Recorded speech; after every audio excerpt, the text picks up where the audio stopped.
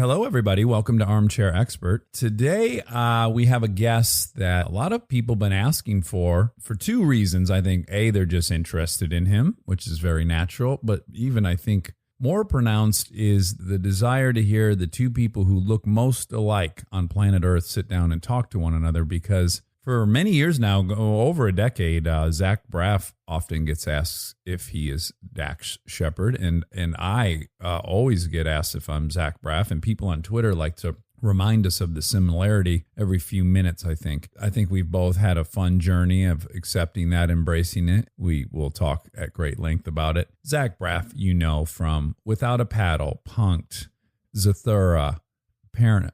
Oh, wait, no. Zach Braff, you know from Scrubs and Garden State. He has a brand new show called Alex Inc., which is premiering right now or just came out. So please sit back and enjoy this in-depth exploration of two doppelgangers. Can that be pluralized? I don't know. Maybe Monica will fact check it. He's an armchair expert. He's an armchair expert.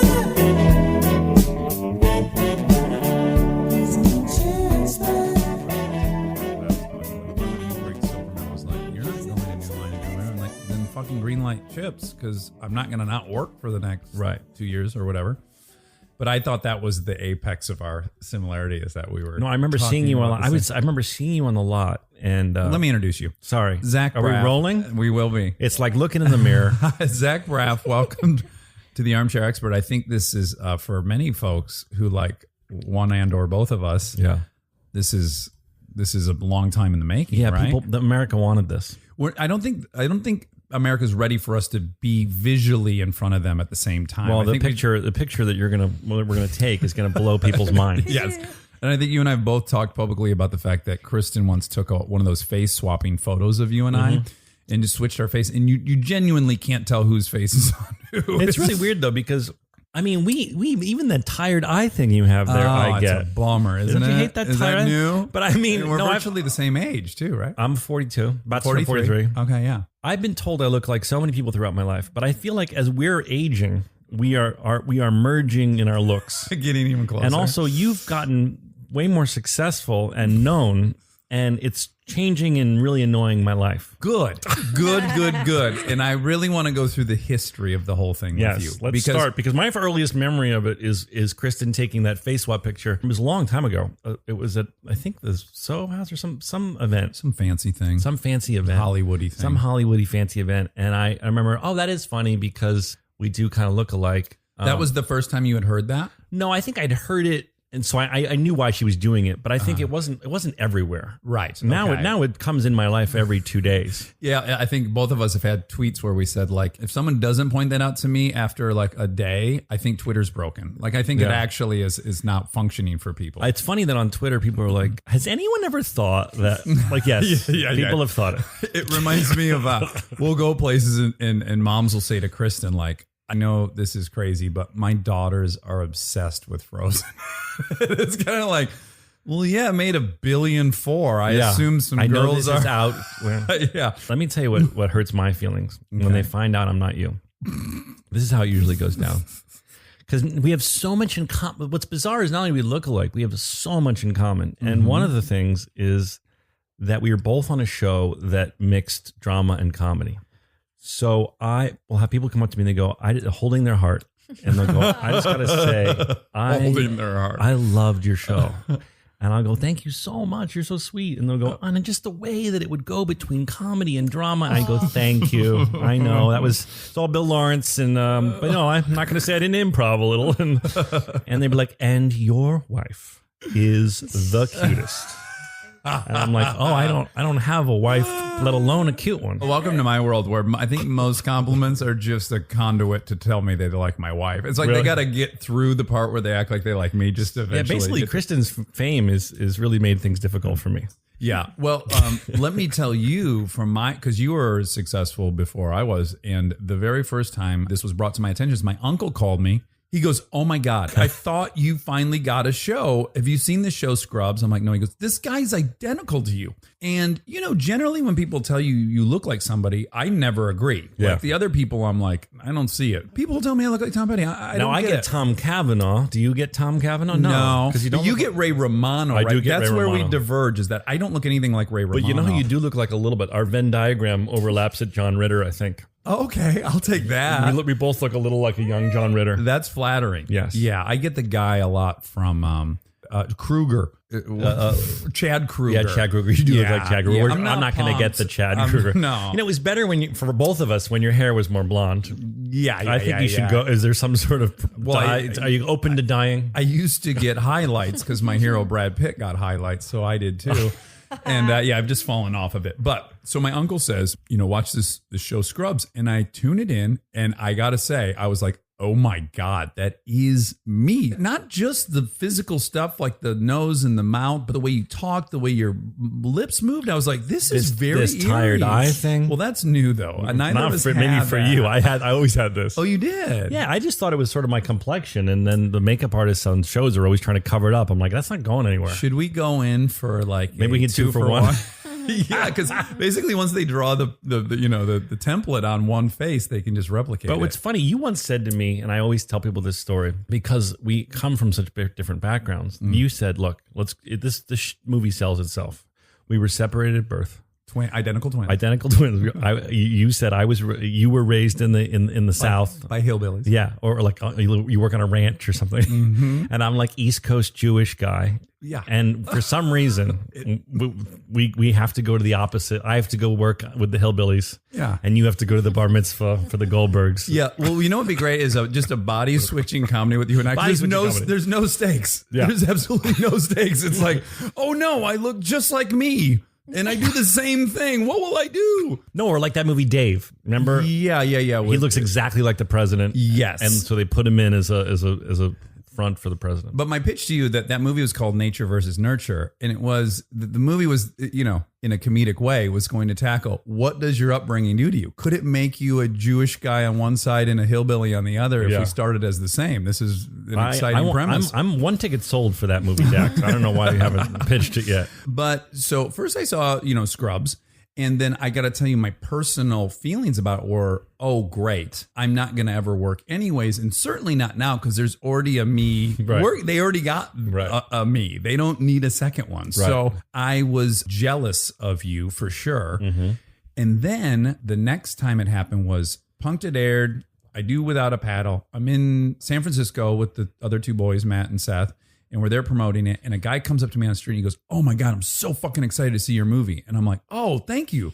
Because Garden State and Without a Paddle came out within the same summer, I believe. I was dating one of your co-stars, Bonnie Somerville. That's right. Just to make it weirder. Yeah. Okay. I do remember that. Yeah, it was the exact time. God, I forgot all about that because I would make those jokes in New Zealand like, easy to get confused. No one would blame you. But that was the first experience. So, you know, same shit. He, oh my God, I can't wait to see your movie. I'm thinking, great, people are going to see Without a Paddle. And, oh my God, it looks so funny. I'm like, yep, it does look funny. And he goes, oh, that thing where you're like standing in front of the wallpaper with the same shirt. And I'm like, well, wrong guy. Yeah. That's a little disappointing to have your big moment kind of stolen, especially at the very beginning. Yeah, I understand. And I'm going to play armchair psychologist. I just have to imagine if I'm you, okay? And I'm start getting compared to a guy who's on a reality show, punked. Mm-hmm. I'm not pumped about that. It's not like they're saying, you know, you look like Richard Gere, who's a legend. You've always been very fit. Oh, so I always assumed that they thought I was muscular. Oh, okay. In fact, I have a funny story about that. I go to see my doctor literally yesterday. I walk in, and he's a really sassy doctor. He likes to be a wise ass. It's part of his shtick. And he goes, I got to tell you something. I just saw this movie on the plane. And I go, Going in Style is pretty good, right? He goes, no. It was the guy who looks like you. I'm like, Dax Shepard? And he goes, yeah, Chips. Saw it on the plane. He goes, you really, really look alike. I go, I know. He goes, he's in really good shape, though. And I go, no, he works out a lot, I think, obviously. And he goes, no, but I mean, like, he's really, really good shape. I don't know, I got it. And I go, weird thing for your doctor to be telling you. No, listen, it goes one step worse. So I go, I know, I got it. So then he goes, go to room 2. I'll be in a second. He comes into room 2. He goes, I mean, the dude is like ripped. And he goes, okay, take off your shirt. We're gonna take some blood. And I take off my shirt. He goes, oh man, yeah, you look nothing like him now. That's great. What a good doctor. That's my doctor. Yeah. I'm like, you're such a dick. But again, back to the potentially emotional stuff Yes. right of it. Armchair expert. Because I feel like, and again, this is my own perspective, and I'm sure it's very warped by my own insecurities. Yeah. But my perspective was that you did not enjoy that for a long time. No, you read that. And then in I did. Yeah, I didn't think that at Okay. all. Oh, okay. You're from New Jersey. Is that Yes. accurate? Yes, I'm from South Orange, New Jersey. How close is that to Manhattan? It's about 45 minutes. There's a Can you- commuter train that'll take you there in 20 minutes. And what did your parents do? My dad was a trial attorney, Mm-hmm. corporate litigation. My mom raised 4 kids and was a nurse, and then decided she wanted to go back and get her PhD. And whilst raising 4 kids, she went back to school at nights and got her PhD and became a Yikes. psychologist. Yeah, it was pretty amazing. Wow. So your mom is a very strong kind of Amazing. determined. Oh, amazing and so smart. And do you find that you're attracted to non-deadbeats exclusively? Or- No, my mom wishes I would date someone a little. I married my mother for sure. Really? Oh yeah. Wow, Yeah, but my she mom was seems- a powerhouse. Oh, she's strong. Machine, work. Built a Workaholic. company, started as a janitor, built this great company. Very inspiring. And yeah, when I had girlfriends, I was like, what are you up to today? Oh, I'm just gonna, and I'm like, I'm out. If you're not like tackling life. I need a dose of that. I think I often end up with women who don't have the most direction. the opposite. Yeah. And do you think that is in some weird way a rejection of your mother, or I think it's Hollywood really. I mean, I'm just around. I mean, not to blame it on the town. I take my own responsibility. But there's so many people in our industry that are sort of aimless, and, Sure. and that's who I'm around most often. I mean, as you said, you date women who are like, well, "What are you doing today?" They're like, I don't know. I might work out, and then I'm gonna read Instagram. yeah, I might. Oh, that's great. Read Instagram. But it could be it's also, I think, an easy trap if you have the lifestyle that you have where you're working weird hours and then you're on locations and then you also live in New York. So the less someone has going on, the more conducive it is for them to join you for the ride. 1,000%, and that's what gets in the way when last person I was exclusive with she wasn't in the business, but she had a child and was sort of based here, and that definitely makes you go, oh well, then how do I continue to? How do you go on location for 6 months, or how especially when you're directing, you're there longer, and so anyway, it's just that's why, of course, that's one of the tropey reasons why actors often date other actors, just because they have that sort of lifestyle. Yeah. And your dad is clearly a bright individual if Yes. he's a trial attorney. Yeah, and he's the reason I got into the business, actually, because his hobby was he loved theater more than anything. Oh, really? And he did the community theater plays. He was always the star. 'Cause Oh, he was really? Really good. And so I would go as a little kid and watch him and be the star of the local production and have people cheer for him. And I was like, I want in on this. Yeah, that looks like it tastes good. Yeah. So And I is- was on the stage crew. I would be like the little kid helping out on the sets, moving the sets. And then little by little, I got into it. And my stereotype of a trial attorney is someone who's pretty aggro. Was he alpha in nature? No, he wasn't alpha. He's a sensitive, lover. I'm a big hugger of a guy. Uh-huh. I just accidentally said my dad was a sensitive lover. But what I meant was... What I meant was that he's a patient lover. I mean, And an attentive lover. he never rushes me. No, I meant that he... What I meant is that he is a big softy, huggy kind of guy. And no, I mean, he was a tough attorney, I'm sure, when he needed to be, but he was a great dad. And they stayed married? No, Who come does? on. Don't be ridiculous. Come on. Don't you find out someone you know is divorcing every day? Yeah. And what age were you when they got divorced? I was 8. That's pretty rough because Yeah, it you've sucks. had the whole nuclear family experience for quite a while. I did, and then it sucked. And then they both meant well, but what they did was they did joint custody a week in a week, which is not something a lot of people do. No, that's bizarre. But I don't recommend it. You can't build a life in either place, right? Pretty much, you would be sad on Sunday when you'd move, and then throughout the course of the week, you'd get used to the other rhythms of the house, and you get used to the other parenting style. And then about Friday, it feels right. Yeah. And then on Sunday, you'd move again.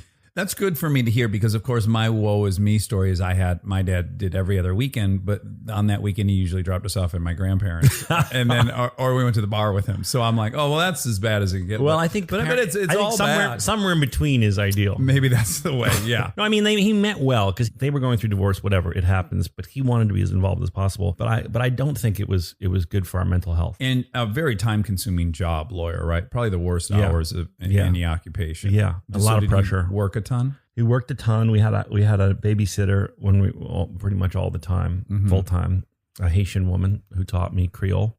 Oh, really?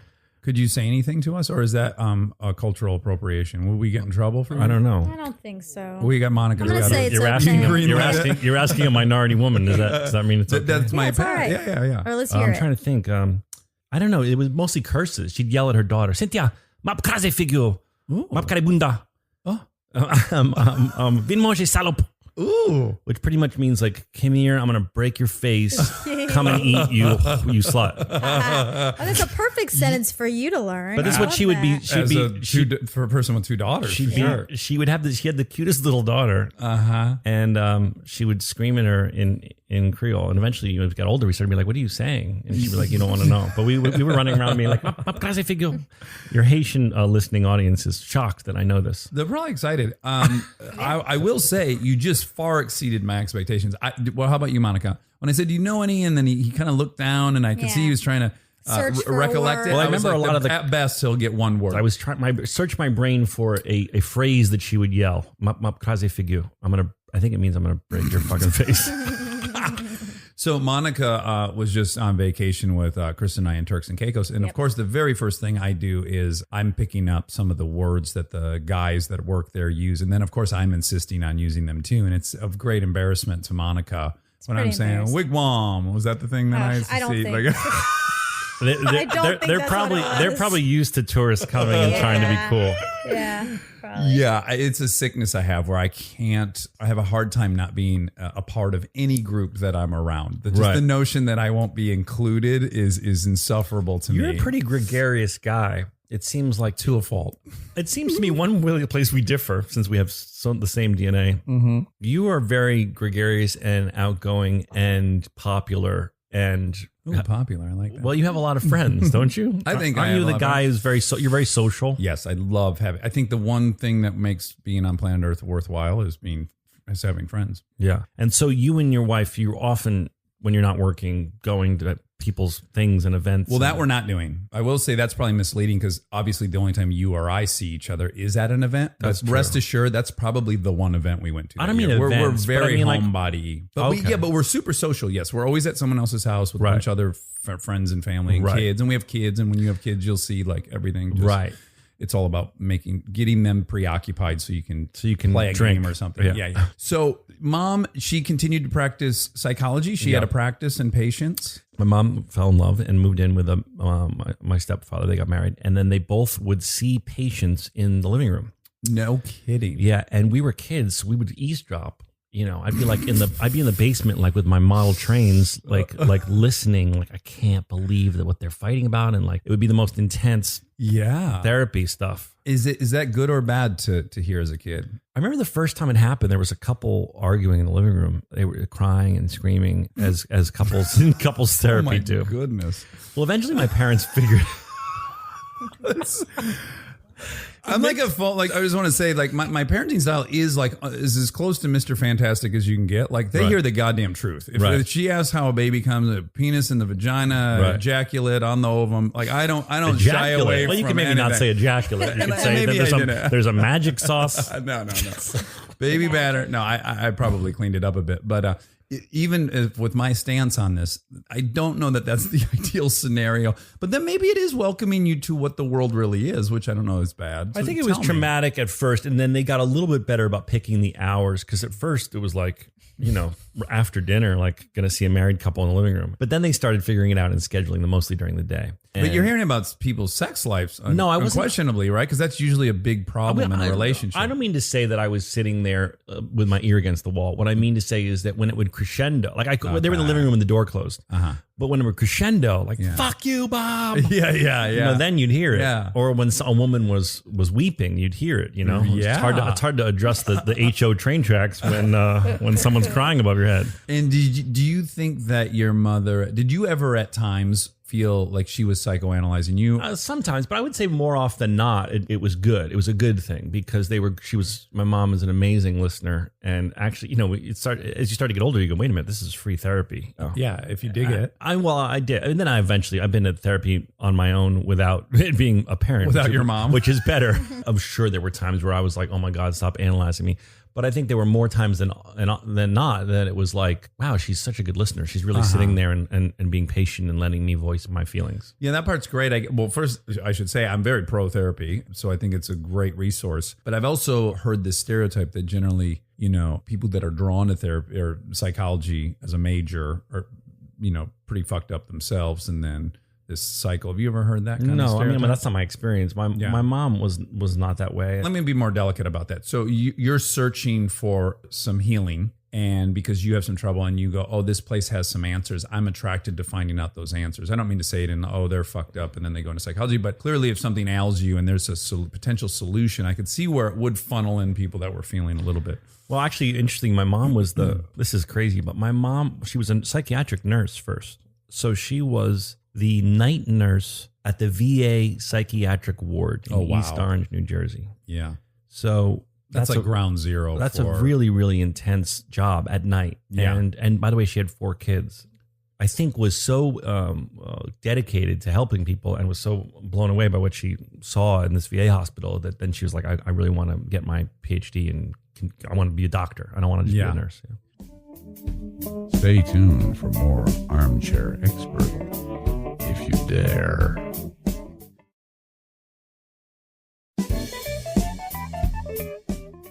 In what order were you in these 4 kids? Last. Oh, you were? Yeah. Huh. I'm not super familiar with what that is supposed to be. That Well, personality that's perfect type for you of- being an armchair expert. Yeah. I'm a middle child, so I know all about it, and I'm very familiar with what a firstborn does. But what does the lastborn do? Oh, I think The baby of they the would family. say you're spoiled, right? I don't know. I mean, Yeah. they're kind of like, we'll give you whatever you want at this point, and you have a little bit longer leash because they're tired of micromanaging you. And you have siblings that are helping you. Yeah, and also, I think they ironed out a lot of the kinks with the first 3. Mm-hmm. So things they were doing that were not working, by the time they got to me, they were like, let's try it this way this time. Yeah. So And I think they were probably more patient with me and more maybe more supportive of what I wanted to do. And how spaced out were you guys? Roughly every 3. My eldest brother is 10 years older than me. So, and then my brother is a few years younger than him. And then my sister, I don't know, like roughly 2 or 3 each. And did you idolize any of those? All of them. You did.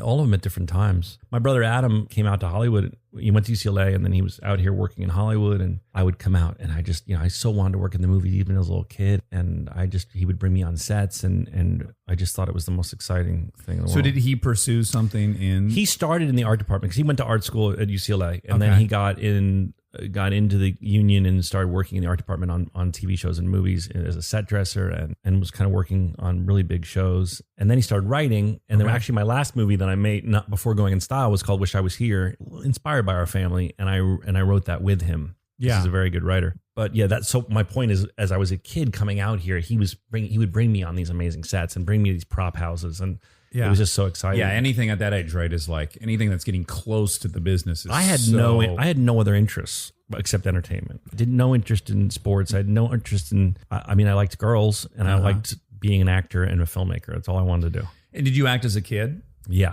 my first part was actually in a pilot for CBS, and it was Gwyneth Paltrow's first part as well. Oh, no kidding. And nothing ever became of her. Yeah, who? Yeah. We were on a pilot for CBS called High about a high school, and she was the beautiful cheerleader, and I was the nerdy freshman. Oh, okay. Ensemble cast high school show. Did you date in this show? We didn't, but I remember thinking as a 14-year-old boy, that type of beautiful human being I have not yet seen in South Orange, New Jersey. Yeah, because she's 9 feet tall and blonde. Well, she was just, she was Gwyneth Paltrow at 17, 18, and she was the prettiest thing I'd ever seen in my life. Prettiest woman I'd ever seen in my life. Did you tell me personally, or did I see an interview with you, but did you used to go to camp? I did. I went to a theater camp called Stage Door Manor, which is when you're a kid and you like acting and you really want to take it seriously. You go there. Yeah. And That's where I got scouted by agents, and that sent me on the auditions for that. But when you go there, I'm assuming you're the king of camp. Are you like Not only are you like the quarterback of the football team at this camp? What happens is, because I mean, not to toot my own horn, but I was a kid actor. I was pretty darn good. And you're not terrible looking. I'm not terrible looking, and I love that when you say it, it's so funny, and you're fucking hot. Let's be honest. Well, that's what we didn't cover. I should have said that up front. I hate the way I look, so I don't know how. Do you love how you look? I don't hate how I look. I know. It's funny because we both direct ourselves, and you always have to look at the monitor, and you're usually standing with Kate Hudson or Natalie Portman, and it's like, oh my God, it's Beauty and the fucking Beast. Yeah, look at my right. chin. It's hard not to. So it makes it worse, right? When you're in these movies with these beautiful people. Yeah. Or just fucking on a 5 foot tall screen. It's not, right. The flaws come out. I know. I read somewhere some famous actor was like, the second you can let all that ego shit go, the happier you'll be. But I'm 42. I haven't yet.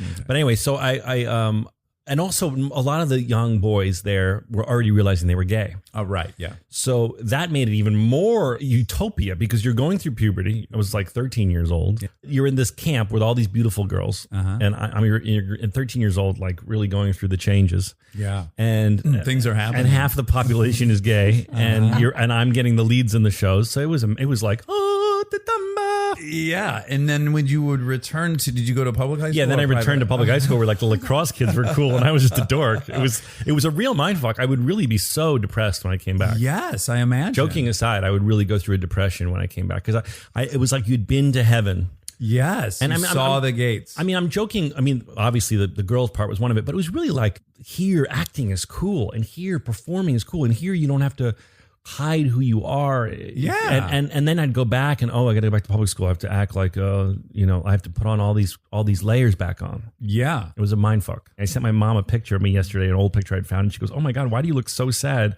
And I said I think it's the day I was leaving camp. Literally, I just texted her this yesterday. Because it was like being yanked out of utopia. I don't know if you've had this experience. I'm sure you've met a ton of successful people in this business. And what's interesting to see what happens to some male actors is they were a nerd in high school and then they enter show business and then they are brilliant at that. And then they become a leading man.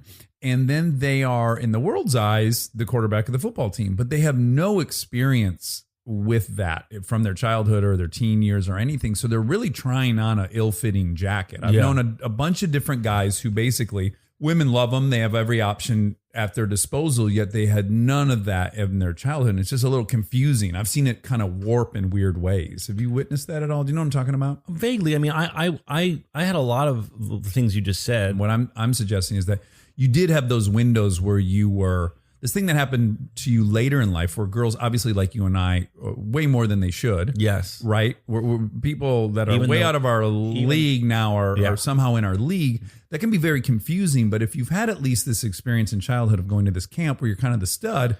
A little bit of that. And also I was nerdy and I was nerdy and into the AV club. I mean, I remember taking pride in like, I'm the one who gets to set up this projector in this classroom. Like, these motherfuckers wish that they knew how to put these reels. Sure. If the bulb went out. I just remember thinking like, they must think I look so cool setting up this projector. Yeah. Like a guy from NASA came in. Yeah.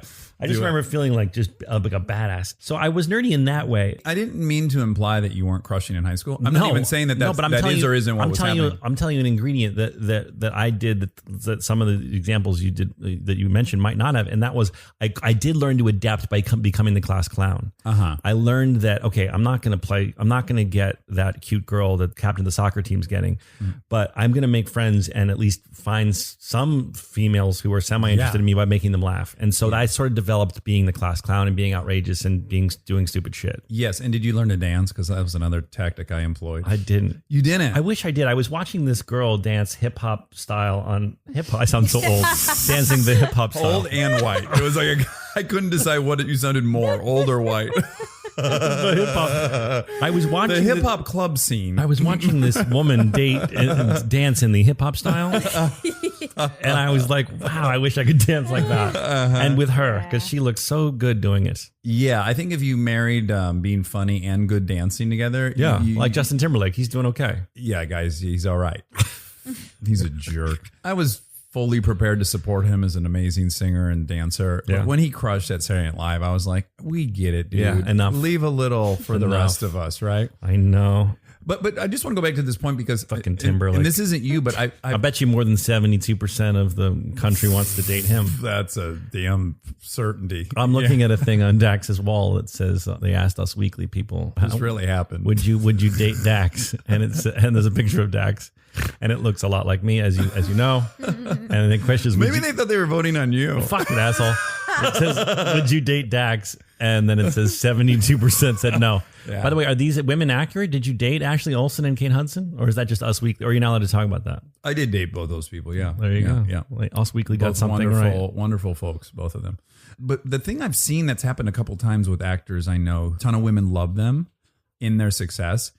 It's weirdly made them a little misogynistic because it's like they don't trust it. It's like, well, fuck that. You only like me now. You like me because I'm this. You know what I'm saying? Like there's like a distrust in that. I think you can weed that out by the time you have enough experience. Obviously, when you first get famous and you can't believe a pretty girl likes you just because you're famous. That's very intoxicating. Sure. But at 42, Especially if you're like, I assume we're similar in that we're like, we weren't 10s.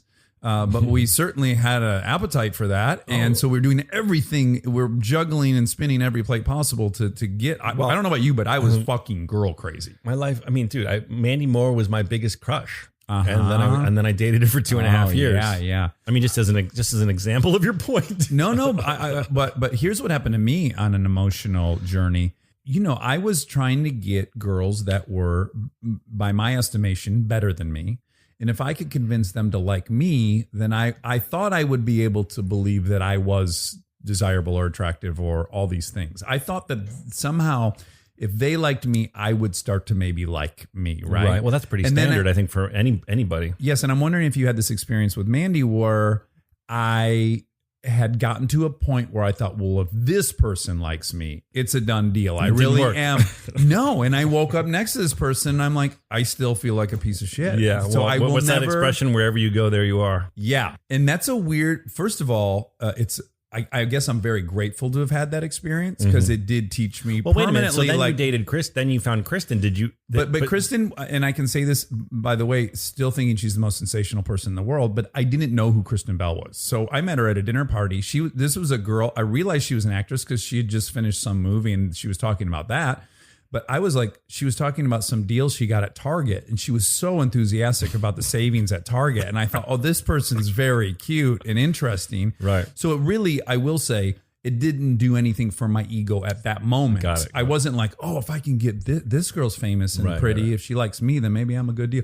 And I'd already I had the realization just before that, where I'm like, okay, you got to try another strategy for self-esteem because it's not going to come from someone else. Yeah. And so you're saying, did you have a similar feeling? I think, of course, I had that experience. I went, oh my goodness, I can't believe this person likes me. Yeah. And not just with Mandy, with other women I dated. It was like, wow, this is what's wrong with them. Yeah, well, Monica and I have talked about this a lot. And I'll There's tell you, that line here's my sickness. My sickness is this person's better than me. Yeah. I get them to like me. And then instead of me feeling better, I go, oh, this person's more of a loser than I thought they were because they like me. It actually devalues them instead of There's valuing. this line in Annie Hall where Woody Allen says, I would never want to be a part of any club that would have me as a member. Yes. Which I think is a Marx. He's quoting someone else's. One of the Marx brothers, I think. But I always related to that, like that sort of like, what the, okay, you get this girl to like you and then they like you and you're like, what the hell's wrong with her? Yeah, 100%. It's madness, right? It's crazy to realize that the self-esteem thing is an inside job. It's not an outside job. Right. It's not a car's not going to give it to you, a job, an award, a paycheck. Right. They will temporarily make Do you feel healthier awesome. in that regard since you've had this realization? Oh, 100%. Did you read Siddhartha when you were a kid? No. Oh, okay. Well, the story of Siddhartha is, he's on this journey for enlightenment and he ends up finding it through excess, weirdly, and I have found in my own life that I've been lucky enough to get all these things I thought were going to heal me and then they didn't. And then I went, oh, it's something else. Right. But had I not been given the things, I would still be on the endless pursuit of it. Yeah, I feel the same way. I mean, I can report that my times in life when I'm completely down have not gone away from having enormous success and luck. And certainly, right, if you go back in time and you find Zach at 20 years old, you went to Northwestern, right?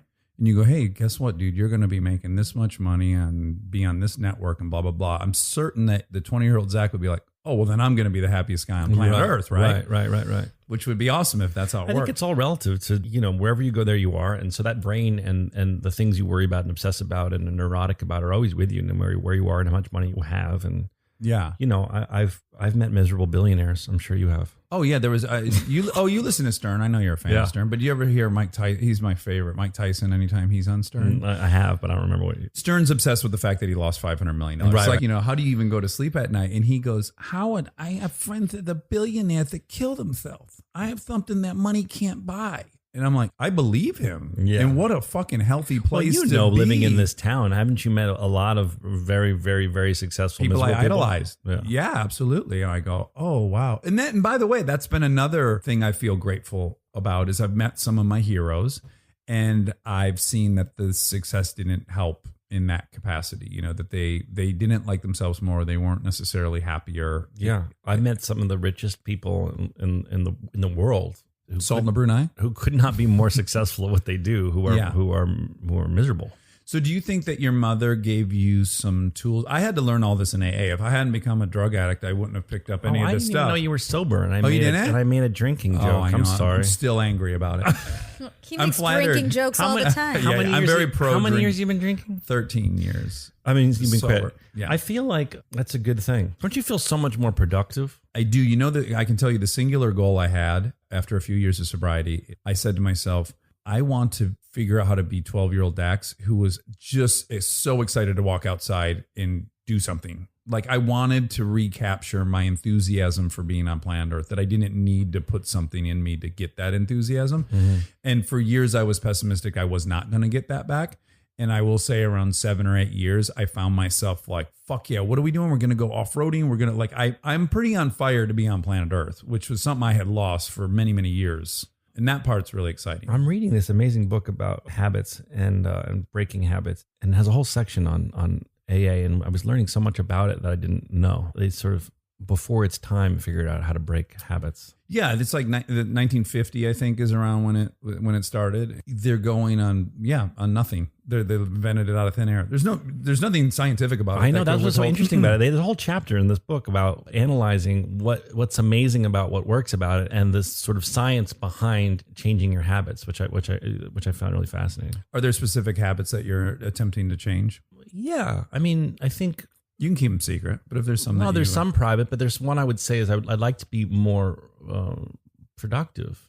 I get really inspired by people, not necessarily in our business, but just by talking to just super smart, successful people in all several different industries. And I met some really fascinating tech people recently, and I just feel like I could be so much more productive and not be what I think is lazy occasionally. Well, what is your motivator? Because you and I are both writers, and writing is the worst thing someone can do. It is. It's very hard. In fact, It's funny because Bill Lawrence, who's one of the reasons I have a career, who created Scrubs and is one of my best friends, he hates writing. Yeah. And he's like, he's like, this guy is like one of the most successful TV showrunners there is. And he's like, there's nothing worse than having to write, and there's nothing better than having written. Yeah. The Kasdan quote, Lawrence Kasdan, is writers are people who have agreed to do homework for the rest of their lives. Yes. So I feel that way about, oh my God, I got to remember that. Yeah. Because it's always nagging, right? It's always in the back of your mind. It's just like I should be writing, and I have things that I want to write. This is one of the habits I want to change. I know people that write every day, and I have never been that person. I mean, even Garden State was in pieces all over my house for a long time in sort of various stages. And then I got Scrubs and I quit my waiting tables job. And then they told me, oh, by the way, we're not going to start shooting for 4 months. Or maybe it was like we shot the pilot and there was going to be a 4-month window before we found out if we were going or we were starting. I forgot. Anyway, the point is I had 4 months where I had nothing to do. And I went, this is a sign. You are such a fucking idiot. If you don't sit down at your dining room table, you're going to have your first big break. And if you don't have that screenplay ready, you better fucking sit down at that dining room table and put it together. And it was like this sort of berating myself. Yes. That finally made me sit down at the dining room table and put it all together. Yeah. For me, it's that way every time. It's very, very hard to get my ass in the chair. I remember it's great memory of my mom. I was so proud of the script I'd written. And I remember reading scenes from Garden State to my mom, like almost like a kid being like, Mom, look at my art project. Yeah. And I just remember this great pride I had in myself. Like, look what I made. I didn't even, and no one financed it yet. It was just like, look what I look, it's 120 pages. Yeah. And I was just so Yeah, proud. to hold the thing There is was pretty this awesome. feeling of just such pride. So, it doesn't happen often, but if someone does ask me advice about writing, my big trick is I give myself permission to write something terrible. That to me is the big hurdle. Because the dauntingness of having to sit down and write a great scene is that. It's very daunting. But if I go, all you got to do is sit down and type out 4 pages. They can be shitty. You're allowed to. Just go ahead. Write something shitty. I like that. And inevitably, it's not shitty. B, I'll rewrite it and it'll become something good. But for me, it's just going, you're allowed to be bad. Just go be bad. Right. I think that's part of the problem is that when it has on occasion worked, you're now comparing it to that. Yeah. Going, well, this isn't going to be that pilot you sold. This isn't going to be that movie that people liked. Yeah. This is shit so far. Yeah. But I really relate, and I wonder if you have a similar desire, which is I have almost only been productive out of a place of fear. So either I'm terrified I'll end up penniless, I'm terrified I won't work again, I'm telling myself I'm a lazy piece of shit, I'm a coward. I would love to be able to write from a place of love and happiness and excitement to create. And that's not where I work from. No, and just a little discipline. I think when I was talking about habits and changing habits, just finding what I would like to get in the spirit of like, I'm having this response to Zach, why don't you go write for an hour? Like, I would love to change what's happening in that chain that's making me go find anything else. Yeah. Clean refrigerator. Yeah. Jerk off for me is usually high on that list. Jerk off. Let's just get this jerk off out of the Let's way. get And then this- You know what? Once I jerk off, I'll be able to write. Yeah, I'll clear my head. But it's okay. Now to go back to your mother. Easy transition. Yeah, That was a natural you are segue. good. You are good at this. So I had to go to AA, but I'm wondering, or I like to believe that you might have left the house with some tools that an average person doesn't get.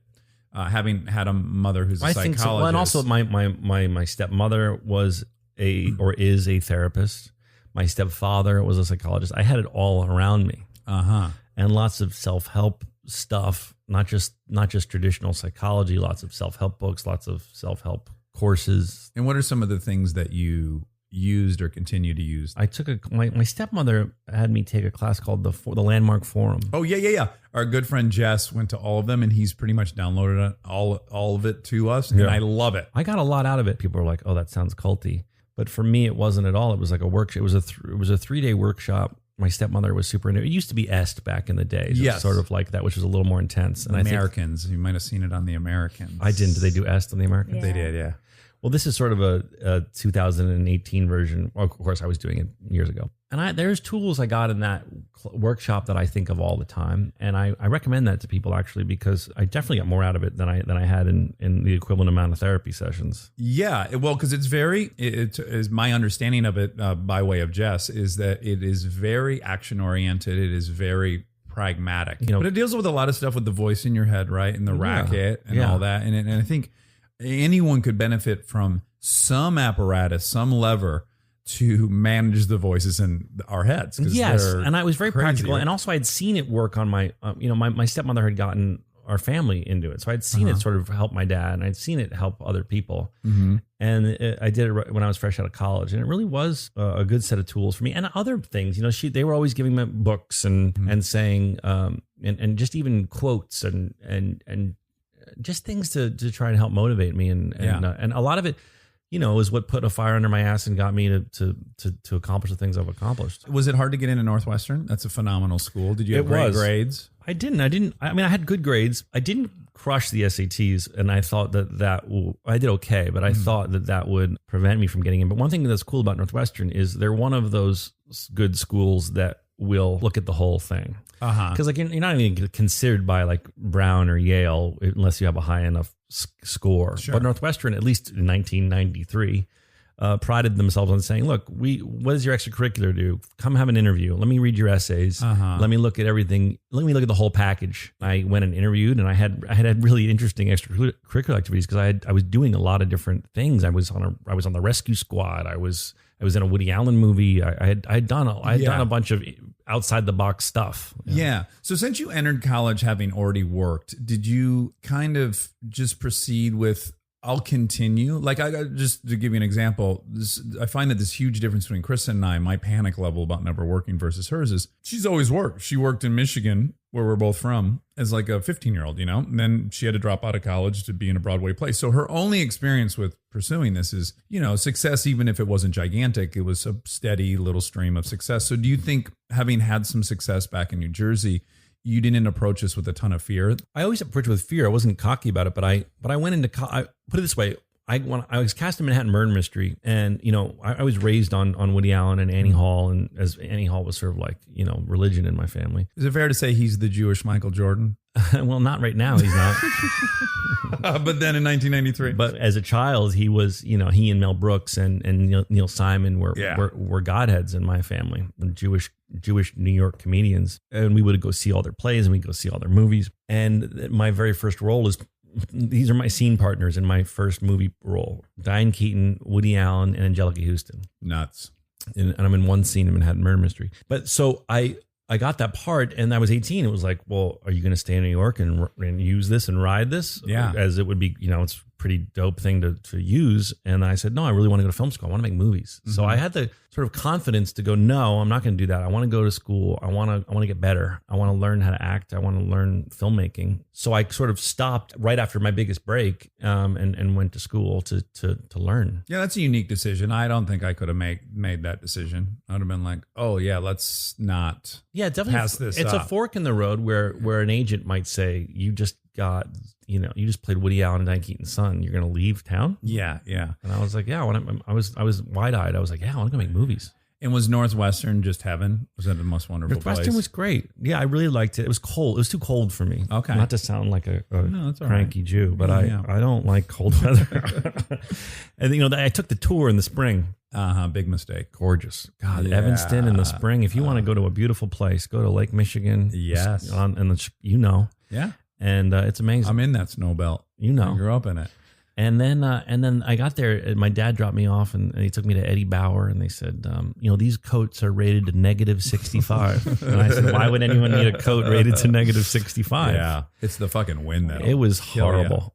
I mean, no, the school, I had a great time, and I made amazing great friends, school. and I fell in love for the first time, and I made a lot of student films, and it was heaven. I had an acting teacher that changed my life. And what was your summer camp experience? But it lasted 4 years, I would imagine. Yeah. Yes, except more straight boys to compete with. Oh, bummer. Yeah. The ratios. And they have, there's athletes and stuff. Oh, there. yeah. Yeah. I didn't see them too much, but At Northwestern, probably not too yeah, many. there was only. Should they have like a good rowing team or Yeah, something? I'm sure they had a handsome rowing team. Yeah, the super strapped deltoids. They in do back. those things with a crew. Yeah. Crew. Like in the Facebook movie. Oh, Social Yeah. Network. Social Network. Love One of the that coolest What was that movie with scenes. Rob Lowe with rowing? Yes, I fucking love it. He has sex with his friend's mother. Yes. Yes, What's that I movie? love that movie. That really hit home for You me. guys are when I going to have was to, a maybe one of you kid. guys I'll can check it Google out. it. Monica fact checks the whole episode, and we do it live. So everything you say that's erroneous, we will expose you. And mostly it's just me. So she'll go It's back okay. to the opus and go, She'll that's listen wrong? to it. Yeah. Yep. So she go, oh, you guys talk. What's it called?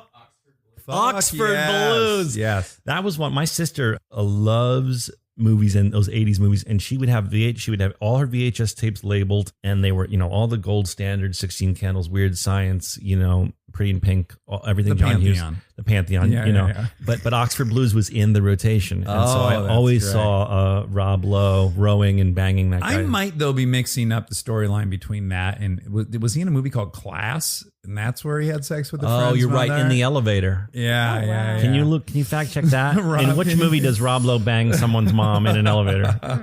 Yeah, which at my age I was like, this is a great fantasy. Do you remember seeing the first movie where you were like, I should not be watching this, and I'm feeling things in my loins for the first time? I can tell you two things. One, my grandfather took me to 10 when it came out, and I was 5. He also took me to Scarface when I was like 6, and they cut a guy up in the fucking shower with a chainsaw, and I was like, oh my goodness, humans behave this way? Like the world got so scary for me. But the thing that I'll say that is funniest is my dad had one porno, Insatiable. And my brother, who was 5 years older than me, he would watch it regularly when my dad was out of the house. And I would come downstairs and I would see this porno at like 10 years old. And it looked like a homicide to me. It was so scary and weird. It looked like that they were killing somebody. And that's my argument for like, you don't have to worry too much about kids. Like when they come online, they come online. Until they do, it's just the grossest, weirdest thing. I remember a babysitter taking us to see Revenge of the Nerds. Oh, sure. And she was a beautiful babysitter. Of course. They always For are. the sake of this story. No, she was. She was really beautiful. Well, I think she was really beautiful, period. But also, I, at the time, thought she was the most beautiful girl in the world. So we go to see Revenge of the Nerds, and that scene where he has sex in the fun house with Betty wearing the Darth Vader mask. Yeah, and they're saying like, we've got Muff or something like that, right? He says something like, all those jocks think about is sports, but all us nerds think about is sex or something like that. Yeah. Like that's their secret weapon. Well, because he has this Darth Vader mask on. Yeah. Betty, I think her name was Betty. Uh-huh. She didn't know. She thought she was having sex with her handsome jock. Again, today that movie comes out. Yeah, that's a little so dicey. unethical, Oh, right? dude. We were It's just like the- we were mentioning the other day how wrong Revenge of the Nerds is.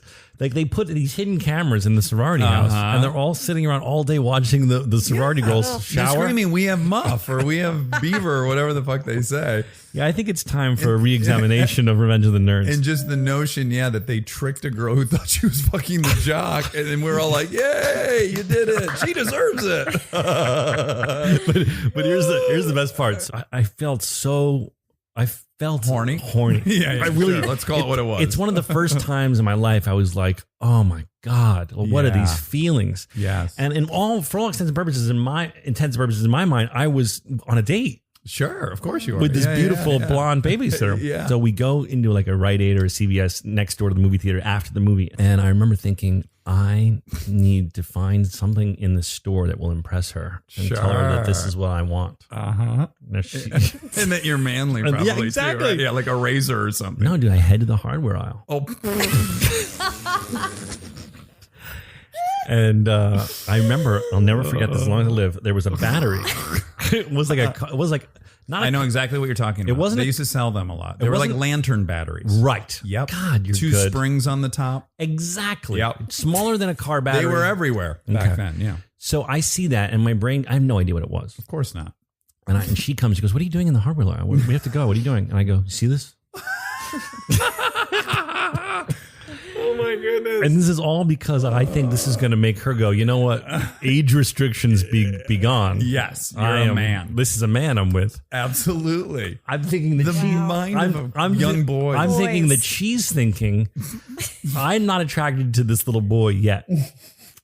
But if he were into something manly, Yes. like let's say a lantern battery. Exactly. If you needed to illuminate an area. I honestly remember even trying to make my voice a little lower. I want you to see this.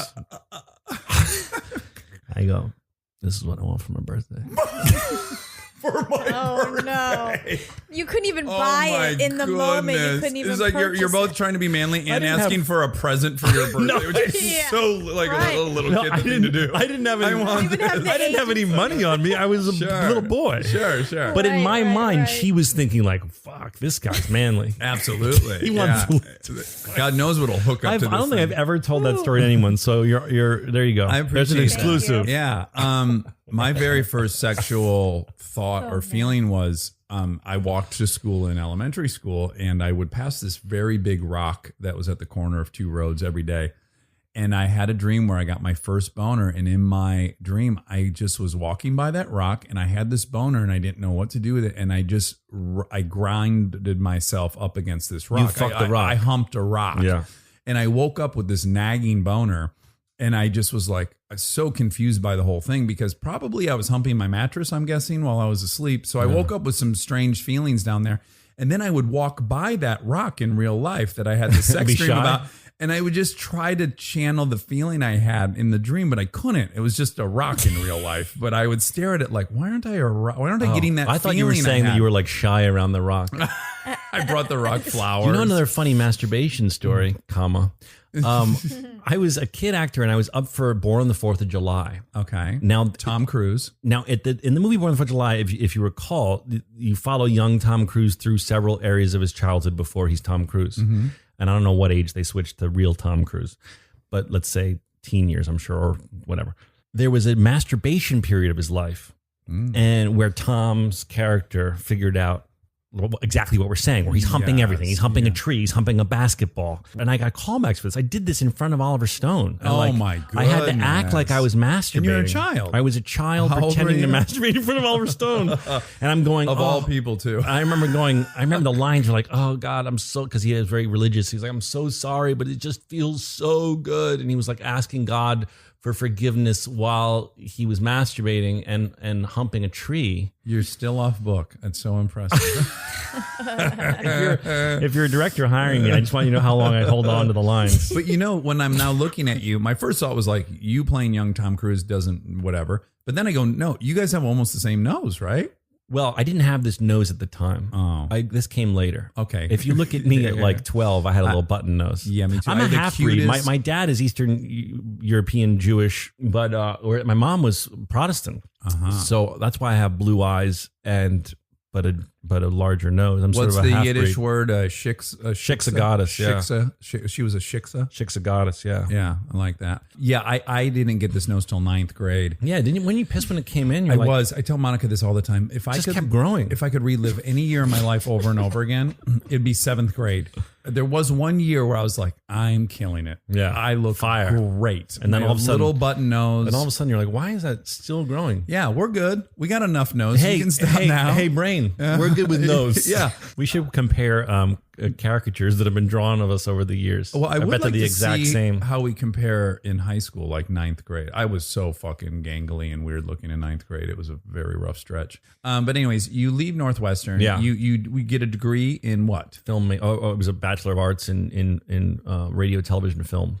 Okay. And you made a student film, I assume?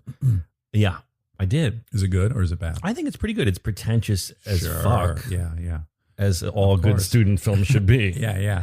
If you're a student film and it's not pretentious, you're doing something wrong. Yeah. Are you able to forgive yourself for that kind of thing? I wince a lot at old stuff I've done, but I was obsessed with Jean-Pierre Jeunet at the time. His most famous movie is Amélie. He made a movie when I was in college called Delicatessen. And yes, I've seen that. That's a great movie. And City of Lost Children. And there was like these. Oh yeah, they're like it's like French Terry Gilliam. Yes. I learned who he was in film school. So when I look back at my student film, I go, this looks like a student filmmaker who's obsessed with Jean-Pierre Jeunet and is trying to make his own City of Lost Children delicatessen film.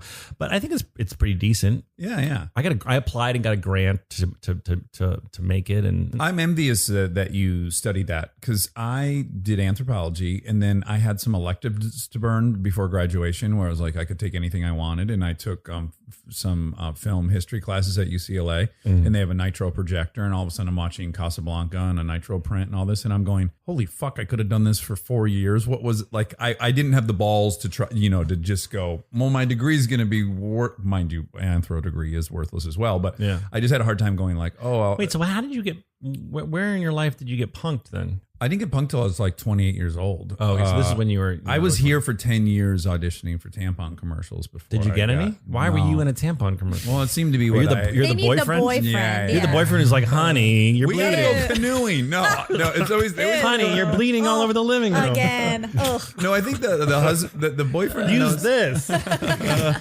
Just wad up your sock. No, I think... Honey, again? It's always... The boyfriend's always... I guess you're not pregnant.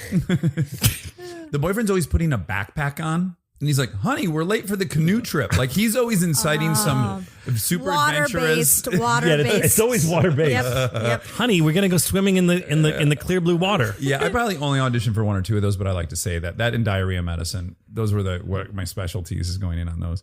But yeah, in the interim, I had gone to UCLA and went through the groundlings and did all that stuff. Got it. Yeah.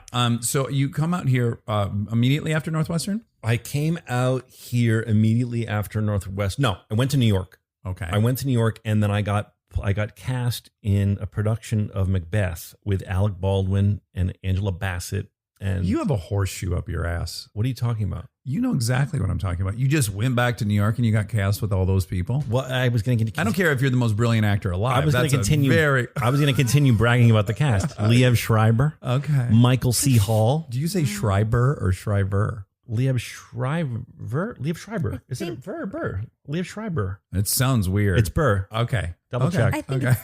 Liev Schreiber. V. What? I think I think it's a V. Can you Google that, please? He'll Is it figure two it out. V's though? No, it's Liev and B. Schreiber? It's B. Oh, maybe It is B. Uh-oh, Thank you. we're I wrong. would Northwestern. Be, well, no, I just know the guy, so it'd be weird if I'd been pronouncing That'd be his embarrassing. name forever. Yeah. Who else? So Michael C. Hall, Yeah. Dexter. Dexter. fame. Yeah. We love him. Liev, Alec Baldwin, Angela Bassett. Abe Lincoln. No, there was somebody else George Washington. who's famous. Albert Einstein. Anyway.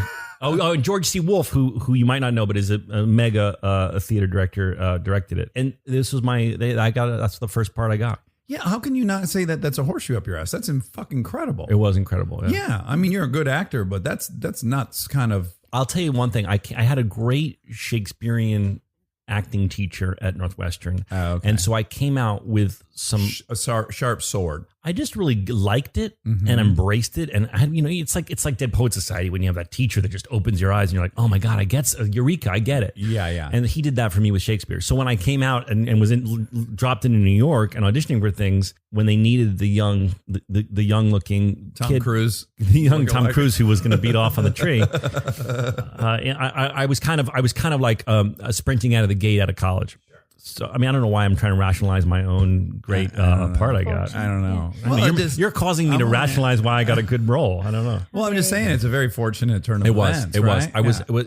It was a big deal. I prayed for it. I would walk by the Public Theater on Lafayette in New York and like give the building energy. I was like doing anything I could to get it, to will it. Yeah, I was And willing. so you it. got that, and you did that play. I did that play. It was. The other thing that was really cool about it was all those people, and it was only in a 300-seat theater at the Public. And that was really a great experience because there was some great actors in it. And Liev in particular is one of the greatest American theater actors there is. So watching him was educational. He's also a bull, which I like about him. How so? He's a beast of a man. He's a strong fucking Eastern European descent. Yeah. Badass. He's a badass. Yeah. And he's such a good actor. And if you ever get a chance, if you're listening to this, we're recording, right? No, we're going to hit record in about 10 minutes. If you ever get a chance. I'm just trying to warm you Would you up. be so pissed if he was like, fuck? That's if my you ever get a joke on chance to- set all the time. They did not hit record. We're going to go again.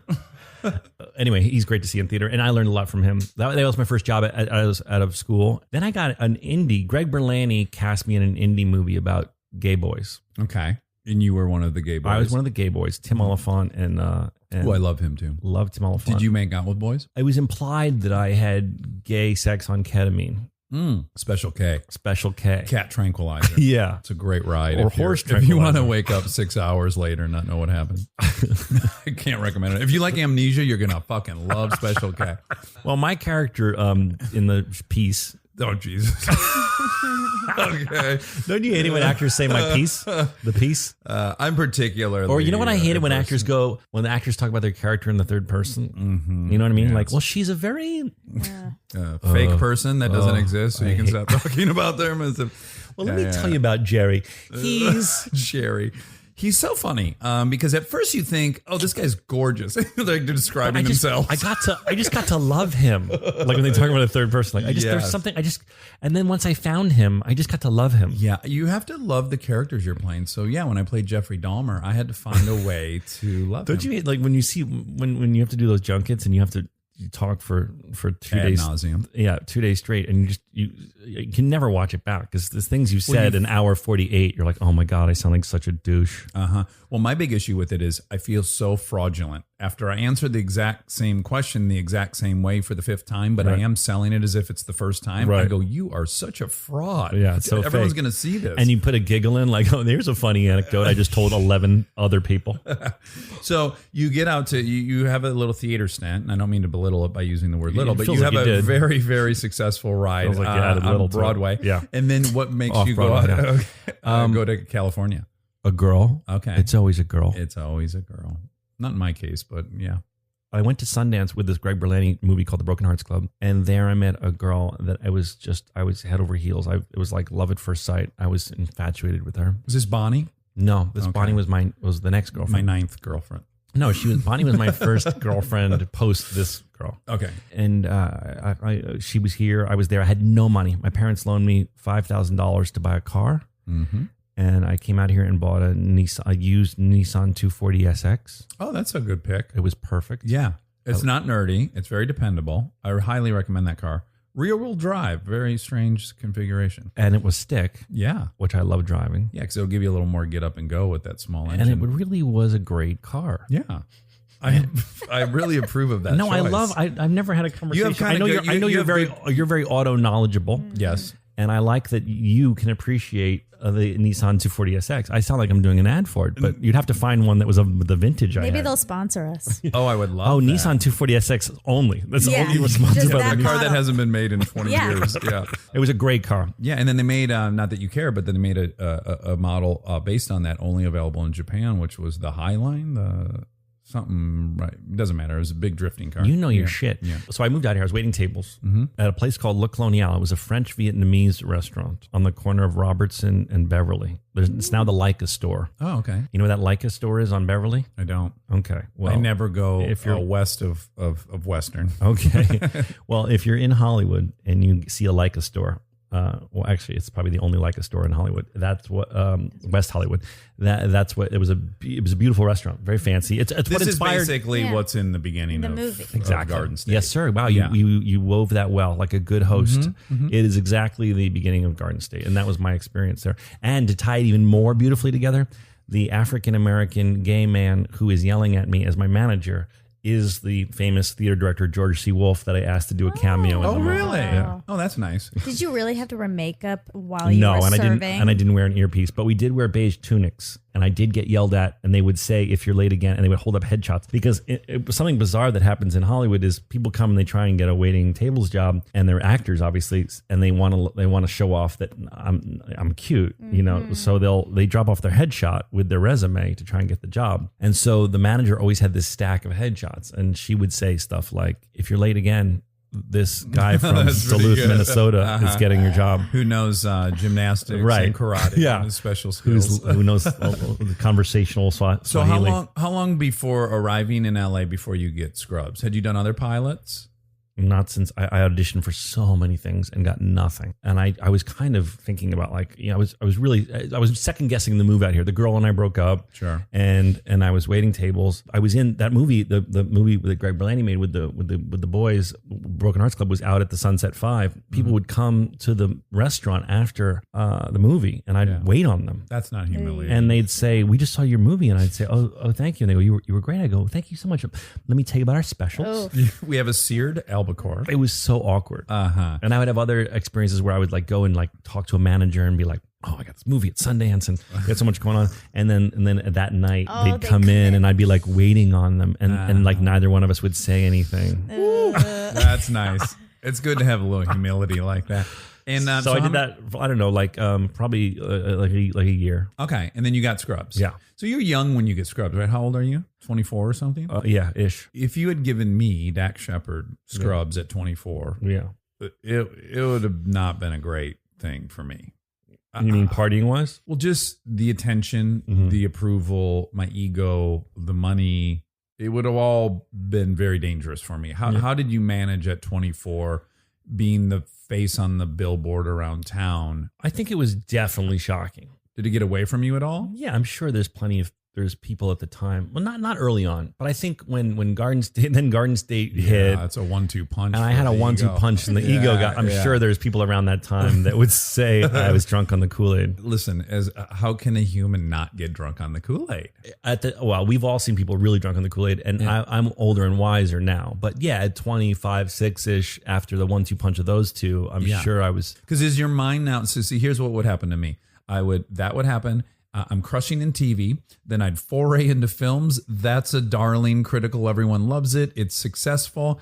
The projecting part of my brain would go, I'm going to be directing Godfather in a couple years. I mean, I would just think it's got to just this trajectory has to continue. Yeah. And the only place next is something fucking enormous, right? Well, that or down, a bomb. Did you even think that though at the time? I hadn't had a bomb yet, so I didn't know what it felt like. But again, a human's just gathering data, right? And the data you're gathering now can be a little misleading. Yeah, the data I was gathering, and also, by the way, both were preceded by a zillion no's. So I've been auditioning since I was 13, and I hadn't really gotten anything. I got little things, as I mentioned, but Scrubs was like a giant NBC hit. Yeah. Then everyone in town passed on my movie. Everyone said, hell no, hell no, hell no. And then we make it, and it goes to Sundance and becomes this mini phenomenon. Yeah.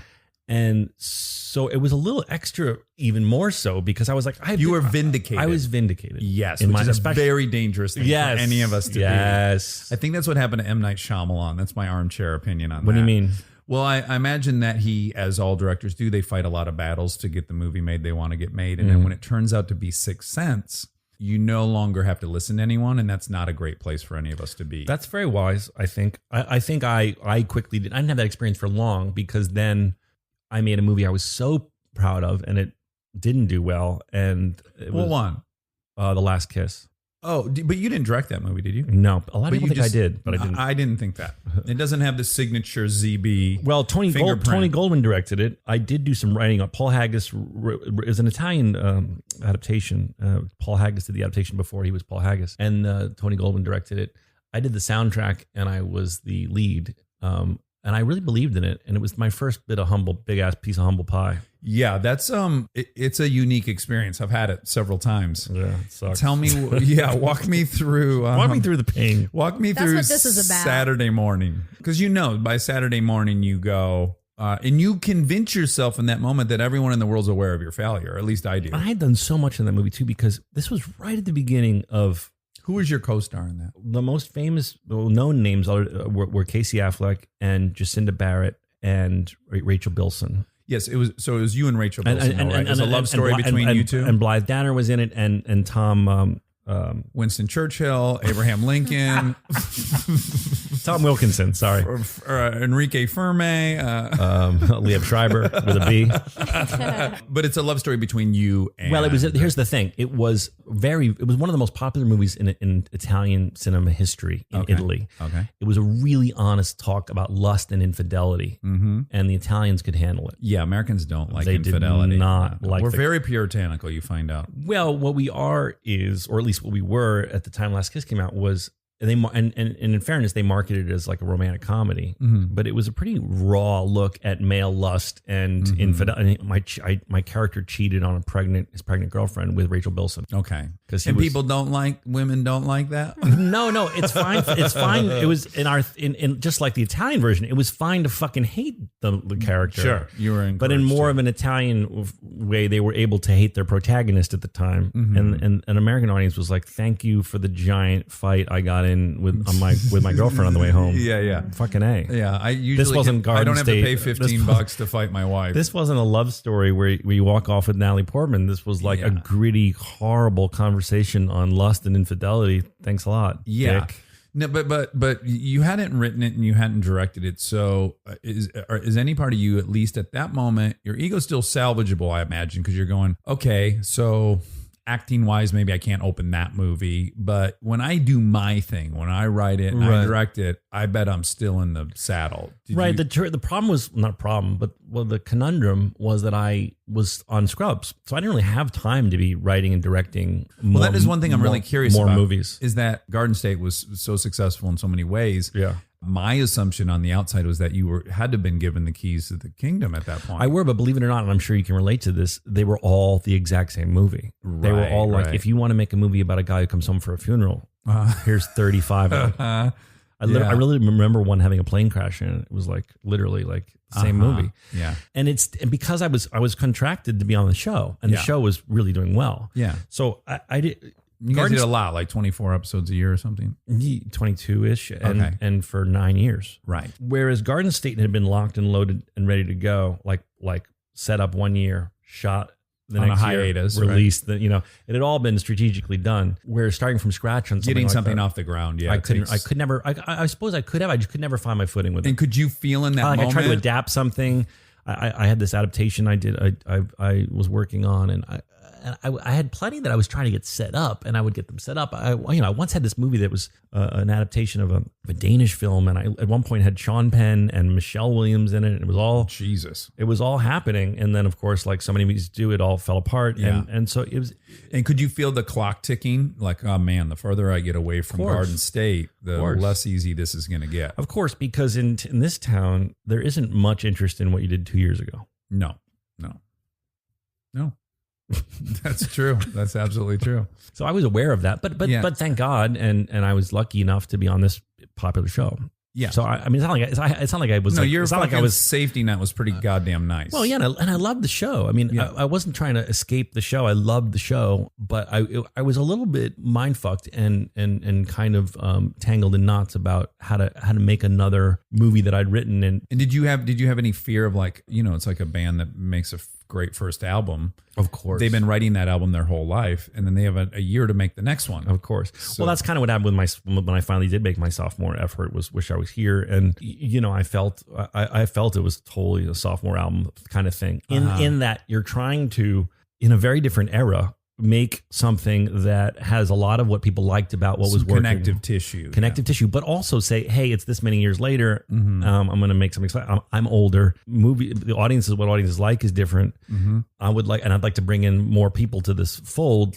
And I just tried to do a dance of all of that, and I think tripped on myself. Yeah. So I have to imagine there's a ton of comfort. Like, Chips did poorly financially, but I can walk away going, I did make the movie I was dying to see. Yeah. And that really helps. I felt that way. That helps the blow. Yeah. For me. That. So did you walk away from Wish I Was Here? I did. I was really bummed about it because it did not do well. But and critics did not like it. No. But I can understand some of the critique of it. But I definitely felt like you just said about Chips. Like, I feel if I had nothing to do with that, I would love it. That's all you can do. And the greatest thing ever happened to me. Can I tell you? Yeah, please. Larry David came up to me. Okay. In a restaurant. And I go, oh my God, he's headed towards me. Oh boy. And he's a hero of mine. Sure. Especially when it comes to comedy. He's writing. Replaced for us. The other guy. Yeah. Whose name is Yeah.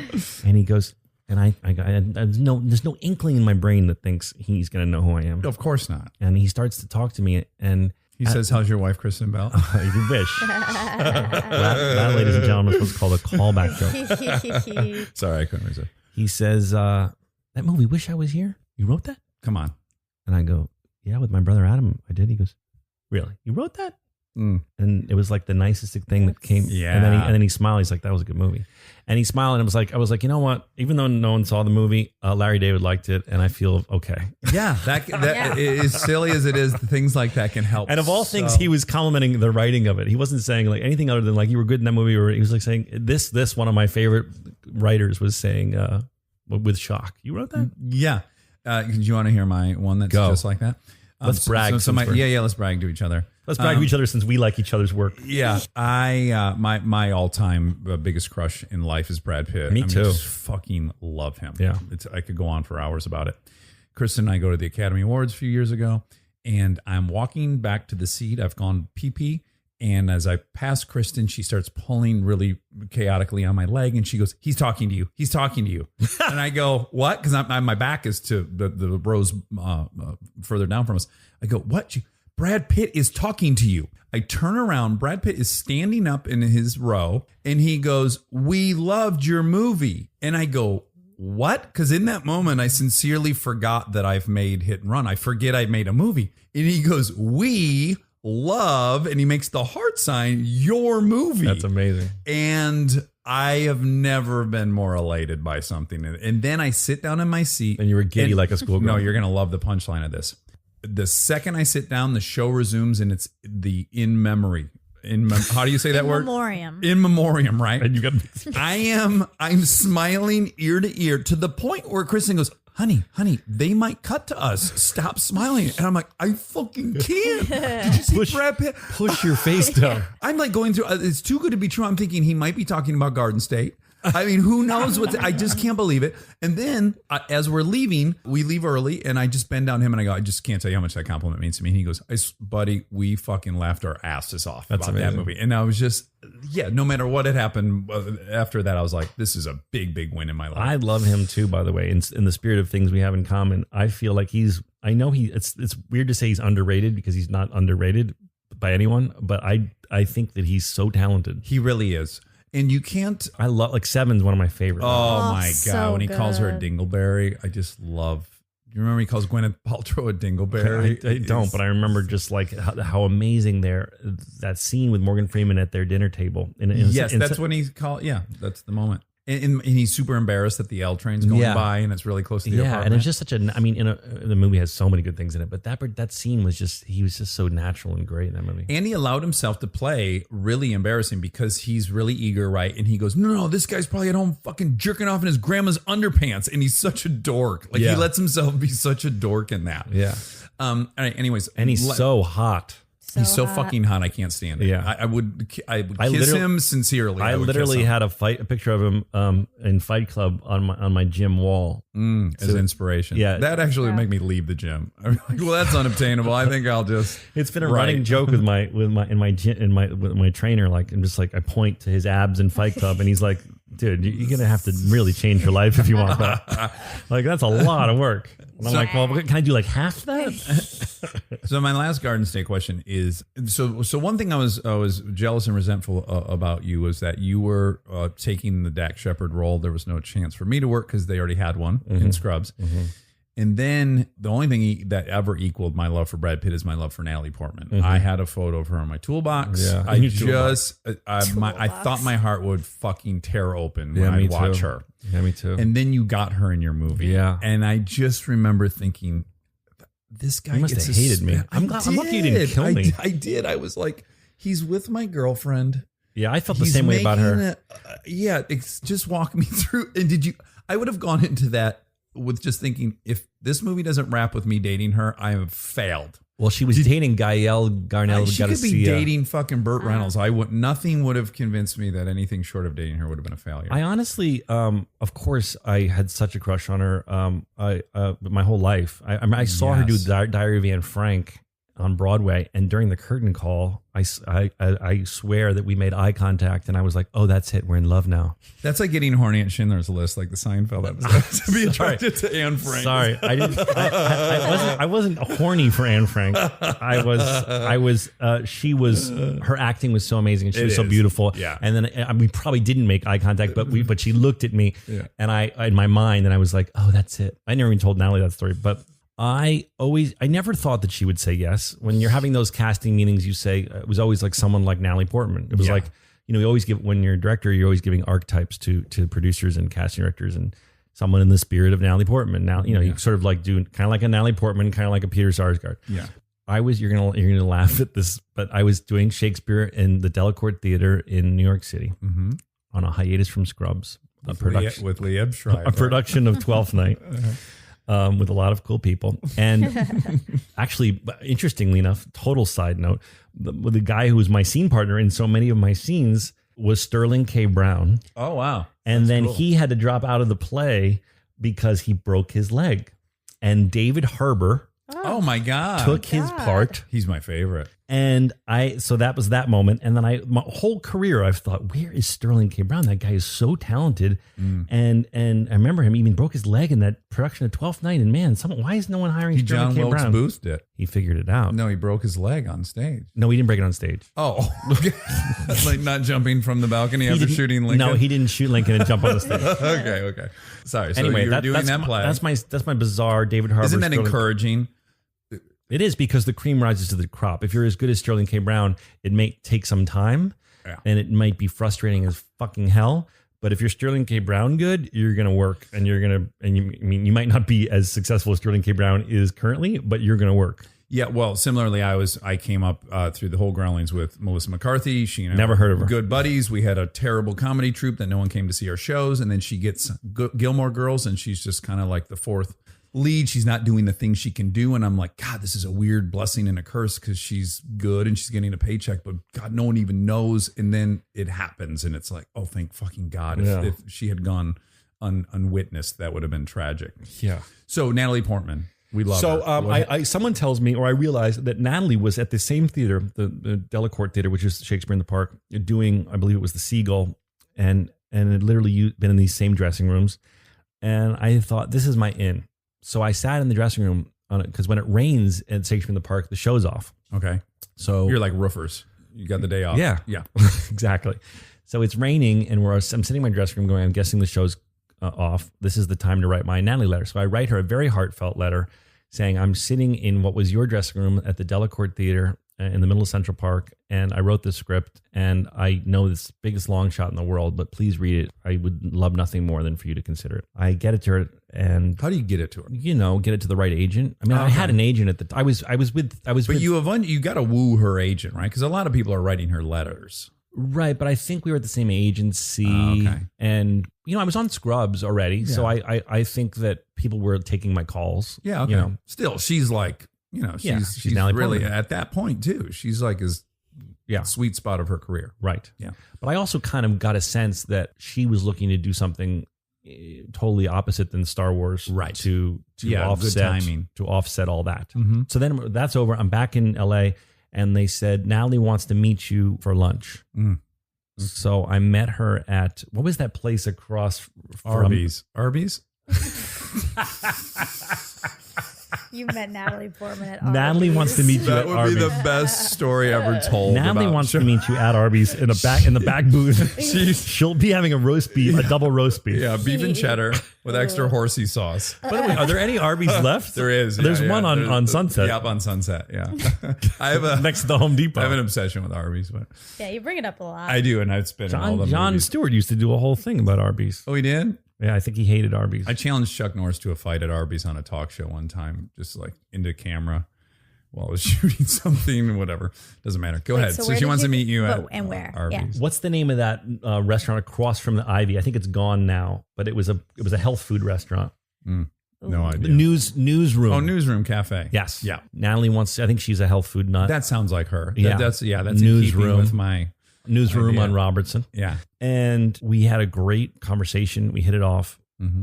She couldn't have been sweeter. And we just clicked. And I said, look, we don't have any frills. We're going to make this movie in 25 days. I know you're used to fancier stuff. We're not going to have too much fancy stuff. But if you're down to do this, I think you'd be amazing. And she was driving cross country with a friend to go to Harvard. Wow. So she left and she got in the car. And I went, So sexy, by the way.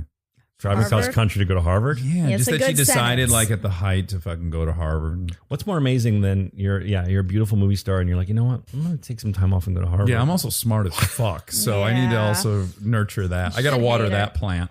So she said, yeah. So then I said, oh my goodness, she's driving cross country. Am I going to have to wait so long to hear if she says yes or no? And like within like a couple of hours, her agent said she loved the meeting she's in. She Oh wants to do man, it.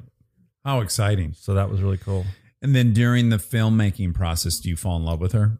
Well, first, I mean, you already there was a were. cool I story. guess it's a There was a cool story where Peter rhetorical Sarsgaard and I we had no time for rehearsal, and she was at Harvard. So I called Peter Sarsgaard and I said, "Do you want to go up to Harvard with me? Because Natalie can't really leave Harvard. So Yeah. why don't me and you go up to So Harvard?" romantic. It's like a Mike Nichols movie now. It is, and there was we were talking about those rowers earlier. There's like you go up to Harvard. There's like those rowers in the river. the rip backs. And Natalie, Peter Sarsgaard, and I went out partying at Harvard. Ah, how fun! And they don't have fraternities, but they have like these society clubs or something. Yeah, I don't know. social network. Social, Yeah. like the social network. Yeah. So I remember Skull and Bones. I remember we were out drinking at those things, and then we hung out in her apartment and read through the movie, like sitting like on the floor with buzzes. with hangovers. Oh, hangovers. The Or at least I following had a day. hangover. I don't know if they did. But and there's no point during the process of making the movie where you're like, I'm pretty sure she's fallen in love with me, because that would be No. me. No, never once. To be honest, I know you want a different answer to this, but I really was. I couldn't believe. I was so. You were super professional. It sounds like. Of course, but also I was so in shock that she said yes. Yeah. That I was so professional and so grateful and like holding my heart every time I talked to her. Like I couldn't believe she was there. Yeah. And she was so cool and zero diva anything. And we were, we had no money. We made the movie for $2.5 million.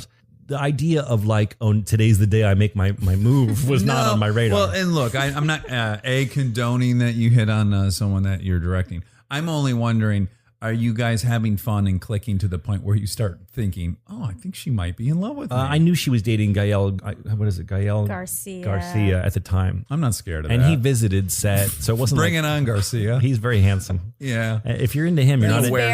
You're not into our look. I don't know. There's not many people I can have a conversation with that where I can say you're not into our look. That's true. If you're into him, There's been numerous times while you're telling stories, and especially if you look up to the corner of your eye to remember something. like this. I get a This is my weird, famous Scrubs go to a fantasy look like this. Oh, it's really good. I do. It's your eyes for me. You're getting lost in your own eyes, basically. What I am getting is I think I'm looking at myself occasionally. Have you gotten it all with me? I've got a pretty I'm rock big hard. beard. Don't get me wrong.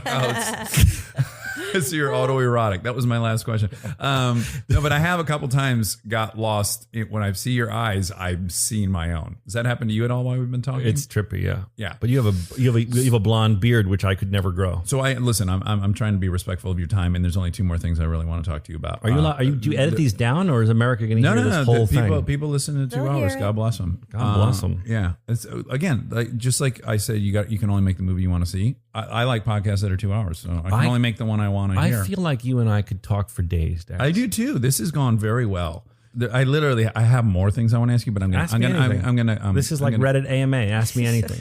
I want to tell people, and I pray that they're familiar with this reference, and they're probably not. So not everyone's seen it, but there's a moment in Shaun of the Dead, which is just a spectacular movie. You would agree? Yes, it's Edgar Wright, right? Yeah. Where you've been with this group of characters. There's 4 or 5 of them. You know them very well, and they're escaping the zombie apocalypse, and then they come across a group that is identical to themselves. Do you remember that moment? They're like running, and it's exact every archetype as them. It's so funny. So about 10 years ago, I'm in a restaurant in New York City, and I'm with Malin Ackerman and a couple other people. It's like boy, girl, boy, girl, boy, girl. And this restaurant, the way it's laid out is there's booths on one side of the wall, and then there's booths on the other side, and then there's a walkway in between. So it's a mirror image of the booths, right?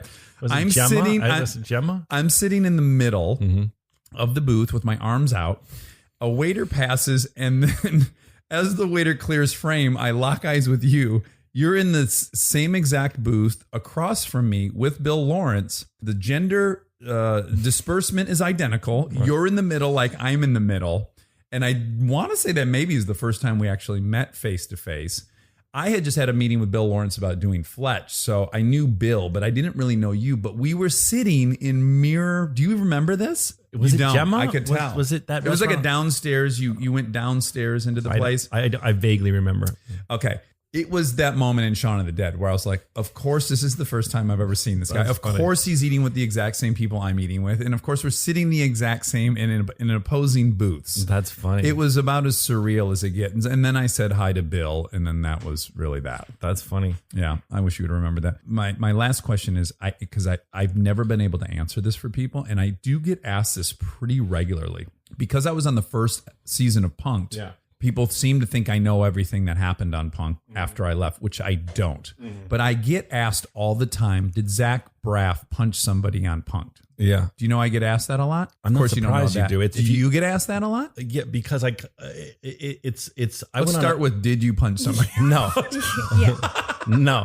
I tried to. Okay. That's honest, I think.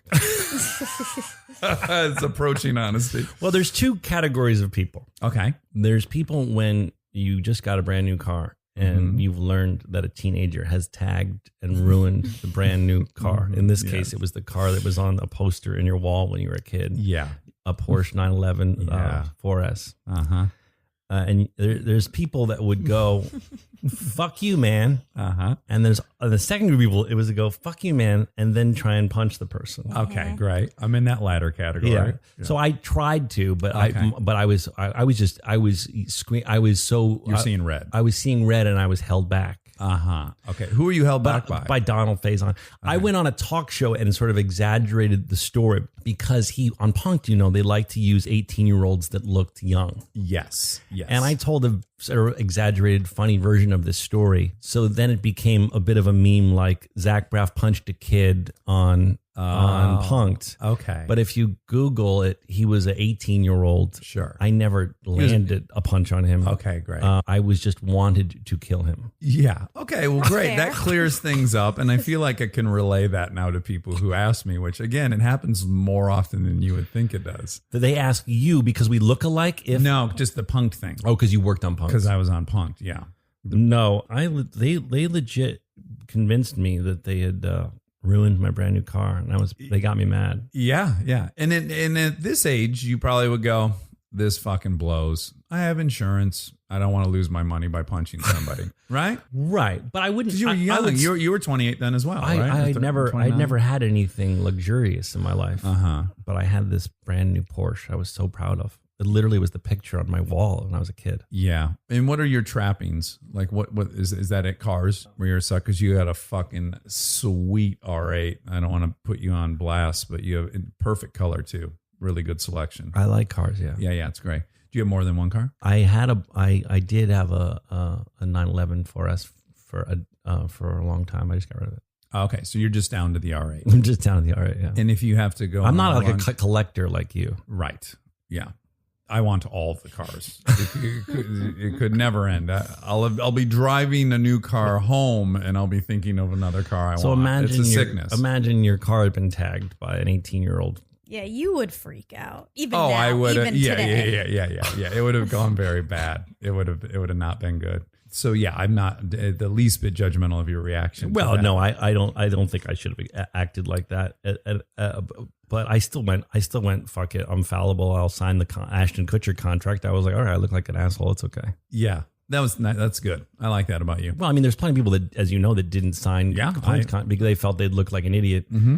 And I definitely went, all right, I look like a douche. But you know what? Fuck it. I deserve to look like a douche. I applaud that. Yeah. I really do. Yeah, it would probably be hard for me to sign that. I think it's good for people to be called out when they've been a douche. And they got me good. So I was like, all right, fucking Ashton, here you go. Here's my signature. You won this round. You won this round, Ashton. You should just tag his car. You know, it's but funny. Do it for real. I realized a little bit towards the end of it that it was fake. That the Punk'd thing was fake. Because they were acting weird. They were getting a little too crazy with their performance. Yes. And so then I had sort of a eureka moment, and I reached down in the car, and with my thumb, I just went like that on the paint, and it came off like it was like that stuff teenagers put on their cars at prom. Yes. And I went, oh. And then I went, okay, there's two routes here. Yes. There's call this whole thing off as ruin bullshit. Their whole production. But as a director, I was like, oh my God, they've spent so much money on this. Yes. And they hired these actors, and there's a lot of choreography. I mean, it was an elaborate production. Yes. And I remember having that thought, and then I went, all right, and you just yelled at these teenagers. You look like such a douche. Yeah. And then... Wow, this is a very peculiar situation to find yourself in. Yeah, so what are you doing? Because my conscience for production yes, exactly. was like, don't blow their fucking budget by being like, Ashton, fuck you, and give fingers to the fucking vans that you now see. Yes, and you start noticing, there's a lot of mirrors around this the second you have the eureka moment, you feel like a dipshit. It's like those scenes in the movies. It's like Kaiser Sose being like, like, oh. Yeah, insert. So I saw the vans, and I saw all these people that were not acting. Cables in the ground. It was the most well-lit fucking parking lot in Hollywood. Mm-hmm. And I was like, where did Donald go? Because Donald disappeared. Another funny story about Punk that never gets told is that, they shot a whole thing when we're in the liquor store. We walk in, and Donald is the accomplice, right? So we walk in, and the first thing we see is this giant rack of porn magazines. And I go to Donald, I pointed at some girl. Like, oh my God, look at this girl. And he goes, man, I don't look at that. Red flag. Yeah. And I'm like, since when do you not look at that? A guy with 26 kids. What are you talking about? Yeah. So then my brow kind of furrowed. I was like, what the fuck's going on? And then he goes, because we were there to get beer because we were playing poker. We had a poker night at his house. We were there to get beer. And he was walking, kind of strutting around the liquor store. And he goes, should we get some Cristal? Oh. And I'm like, Cristal? Since when do you drink Cristal? So funny. Oh my God. You don't drink Clue. You don't drink Cristal. Yeah. So he's like, I love Cristal. I'm like, why are you strutting? You're like strutting through the aisles. Yeah. Like you kind of like. Yeah. It was ridiculous. He code switched on you a little bit. Yeah, he didn't handle it right.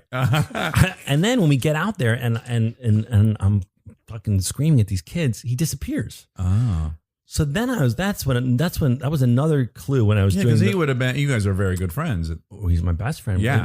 By the way, I said 27 kids. I just want to clear up. I think that he is one of the greatest guys I've ever met him a bunch of times. He literally has. He has 6. a You can ton make of the kids, joke. though, right? He has 6 kids. Yeah. But anyway, so that was another clue. It was like, well, where did Donald go? Why would Donald have left? He popped that Cristal. Duh. And burn all those porno mags so that no one else saw. He was burning the porno mags so no one could appreciate them, and then pouring Cristal on the fire. Oh boy, that's great. Well, listen, Zach, as I was about to say, We've said it all. We were yes, you've said it all. I do think we are positioned to dislike one another. I've never felt that. Oh, you're Well, saying that we're positioned to you. Positioned to, because we look alike and people are constantly saying we look alike. That could easily lead to like, well, fuck, no, I don't. Fuck that guy. Stop talking about Zach Braff. Consider going blonder? Yeah. Just You bet. will you? I'm growing it out for I this can't other do thing. anything. What am I going to do? Don't say that. We could get some high and low lights No, but in there. if you could look more like that picture with the. Well, I'm also fucking 31 in that picture, and I'm 43 now. It should be going gray soon enough. That'll help. Well, my beard is totally gray. Yours hasn't gone gray yet. I have a couple streaks. Do you find that after you direct a movie, you have more grays? It's so great you just said that, because after Chips, Chris and I went to go look at a house. We look at this house. We get back in the car. The sunroof happened to be open. I glance in the rearview mirror to go in reverse, and I go, oh my fucking God. I didn't have a single gray hair. And all of a sudden I had about 100 gray hairs in the top of my head. It really fucking aged That's me. something that happened. I mean, it's funny if you look at Obama like 2 months after the inauguration, he's like full gray. But it's like they showed him the secret shit and he went like gray overnight. Yeah. But I feel noticeably after I've directed 3 movies now, and after each one, my beard has gotten, now it's almost all gray. Yeah, I didn't notice anything after the second, but after Chips, I was full gray. The stressful ages you. It really does, and it's not the stress of shooting for me. It's like when you then get back into that editing room and it's time to make something out of it. That's where, to me, for me, it's the stress of everything. Like trying not to disappoint everyone and everything. The burden of all this money that you have on your shoulders, this huge crew you have on your shoulders, the studio you don't want to let down, the fans you don't want to let down. It's like, I just go gray. And there's only one person to point to. I know, and there's no one else's fault. Oh, poor us. Boo-hoo. No, I'm not saying that at all. I'm just saying we're blessed to be able to do it, but fuck, it's a lot of pressure. And every aspiring filmmaker out there, I'm sure, knows that. It's all on your shoulders. Yeah. You get all the glory, and then you get all the glory, and you get all when it bombs, it's all your fault. Occasionally, I'd be bratty, right? I'd come home and I'd be like lamenting about whether or not they shortened my post period or whatever thing I was kind of lamenting about, and then I would say out loud, like, "Yeah, it's the job everyone wants, so of course it's fucking hard." Like it wouldn't be the job everyone wanted if it was a cake. No, it's an amazing job, but it is definitely the most stressful. It's the greatest, most wonderful job I could ever dream of doing, and it definitely is the most stressful thing I've ever done in my life. So before you go, just tell us the name of your show. Oh yeah, it ties into my new show because my show is about a podcast. And did you like brush up on podcasts? You probably know more about it than I do. This is my podcast voice. Oh, it's great. And this is how I talk, like my NPR. Are you doing a Dax Shepard? This is my Dax Shepard, Armchair Expert voice. Say it again. What's the name? It's called Alex Inc. Alex Inc. It's on ABC on Wednesday the 28th. Great. Of March. And Wednesdays going forward after the Goldbergs at 8:30. Well, that's a good lead in. It's very good. Yeah. And it's a true story of a guy who had a very popular podcast called Startup, Alex Blumberg. Okay. And he wanted to start a business, and he knew nothing about starting a business. So he documented, like a reality show, his whole life of leaving his job with his wife and kids and starting this business. And his company became very successful and became Gimlet Media, which is a podcast. Oh, wow. Yeah. We know Gimlet. Yeah. So it's his story. We optioned the rights to season 1 of Startup and turned it into a show about a family and starting a business. Did you direct the pilot? Yeah. You did? I directed 4 of the 10. We made 10 of them, and I directed 4 of the 10. Yeah. And did you love it? I love it. Yeah. I mean, it's so what I love most doing, I realize is, I had to, when Scrubs was over, I had to take a break because I was totally burnt out. Mm-hmm. And then I've loved so much of what I've done. But the thing I get the most pleasure out of is like going half-hour comedy, riffing, working with great writers, doing it in that insane 5-day schedule where you're just cranking it out fast. I like that. And you're delirious, so you're making up even weirder shit on set. I think it's really funny. And really quick technical question: Do you cross shoot at single cam? We don't. We cross shoot when we're out of time, and sometimes with the kids we do that. But Okay. I try and I feel like the lighting and the cinematography and the style will always be better if I have the time to shoot it. Did you ever see Parenthood? No. You should watch an episode or I'm two sorry. of that. It's entirely cross shot and 3 camera, and it looks amazing. So there's some DPs that do it, and then your life is But it was half as handheld? long. Yeah, handheld. See, that's the thing. We're not You're handheld. locked on. Well, we do, Dolly. Well, the camera's a character, you know. Okay. I mean, obviously, if it's handheld, it's a character too. But we're not doing that sort of it's a fake documentary look. Well, there's some middle ground, Zach, between. I don't mean to say that. All you Parenthood people, don't send me a hate mail. I hear it's amazing. You just invigorated and mobilized. I love the handheld documentary style, guys. No, but when it's way easier to cross shoot when you're doing that style, obviously. Yes. By the way, because I haven't watched the show, but know it is loved by many. It was inspired by the movie, right? It is. Yeah. Yep. I loved the movie. Oh, the movie's fantastic. Did you ever see Friday Night Lights? Did you like that show? I never saw anything. Oh my God, are you missing the boat? Like, I'm not offended you didn't watch Parenthood, but I'm very offended you haven't watched Friday Night Lights. So I should watch Friday Night Lights. Yeah, that show's unbelievable. And that's Jason Katims, who also then did Parenthood. But the movie was the jumping off point. The movie was, and Pete Berg did both the movie. No, I and mean the Parenthood. pilot. Oh, yes, Pete Berg didn't direct Parenthood. No, He doesn't Ron wanna Howard. talk He would have been very young. Yeah, Ron Howard directed Parenthood. Who directed the pilot for Parenthood? Tommy Schlamme. Oh, You that's must know fancy. him. Yeah, he's fancy. Yeah, he's the greatest. What a name, right? I've been watching the Ron Howard masterclass. Oh, I've been wanting to check that out. Is it great? It's interesting. I've never watched a masterclass before. Nor have I. But I thought when I saw Ron Howard, who I've been a fan of for many years, did one, I thought it could be interesting. Yeah. And you can always continue to learn from great masters. Absolutely. I feel like I'm doing an ad for masterclass. You guys should get money from them. Well, let's get So check out sponsored. the Ron Howard masterclass. Get in your 240ZX. And Do you audition cruise for down to- voiceover work? I used to a bunch. Oh, but now It's- you're in commercials. You're on Samsung commercials. Well, I was, yeah. I've always wanted one of those voiceover campaigns, big time. Auditioned for them, never got them. Yeah. My problem is I live with someone who's one of the best in the entire world at voiceover. Right. So by comparison, I feel completely inept and terrible at it. Right, but you have a good voice. I I've have a done fair a voice. bunch of them. You have? Yeah. I once. What campaign? Do you remember the What- Cottonelle toilet paper puppy? No. It was that was you? Yeah, it was a really cute golden retriever puppy. Yeah. It's the best secret source of income in the world. And also, do you remember pure water filters? Absolutely. That's Hey, you? Hey, Do it's it for me. Hey, it's me. Water. Oh, that's what you would say. Do you remember that? Yeah, Hey. absolutely. And it'd be like this piano But music. I didn't connect it to you, which is Hey. weird. It's me. Water. And then the Cottonelle puppy was like, No disrespect to you, but I feel like anyone could have done that. Would you Well- agree? Because you just go, hey, hey, hey, hey, hey, it's me. hey, Water. it's me. Yeah. Well, you got kind of a cute thing, Yeah. that upper register. Well, I was also, couldn't have done that. you know, Turns Dax, out I you was, couldn't I have was done it. making the copy work. Okay, sure. And then I was the Cottonelle toilet paper puppy who was sort of like, being soft has its advantages and disadvantages. Oh, so you did a You're full doing character voices. voice. Oh, yeah. Okay. Well, I do character great. voices too. I was Chicken Little.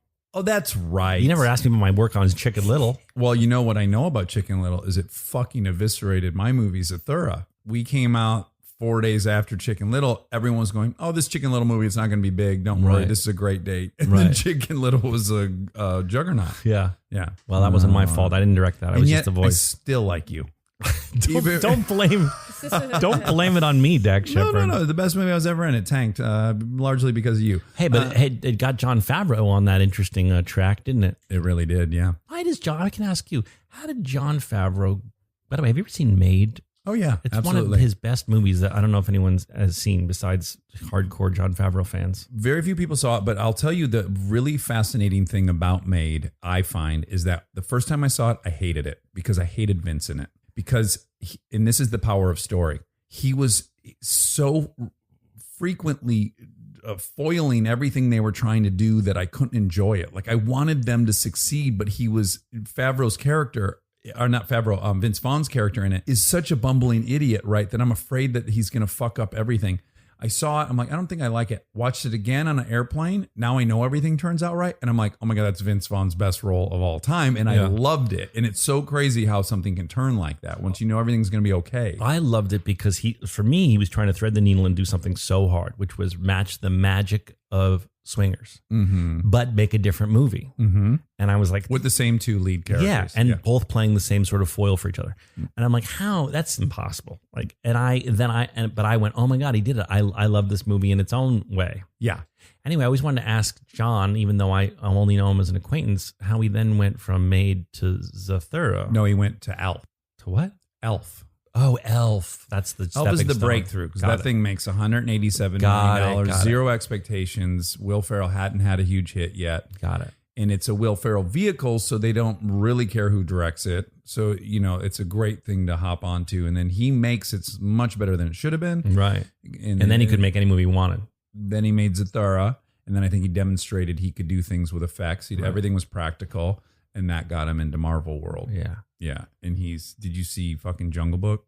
Yeah, it's amazing. It's unreal. It's really cool. I actually went. How would you feel about a movie like that? Like, I couldn't do it. The attention span for 3 years. During no the way. one of the only conversations I've had with him, he said, I was at this fancy director dinner with him and Sam Raimi and Damien Chazelle. It was this really, really, it was a birthday party for someone, but we're all sitting around a table talking. And it was while he was making that movie. And he said, basically, the movie's been made. And now for a year, I will approve effect shots. And I thought, that is so interesting and cool.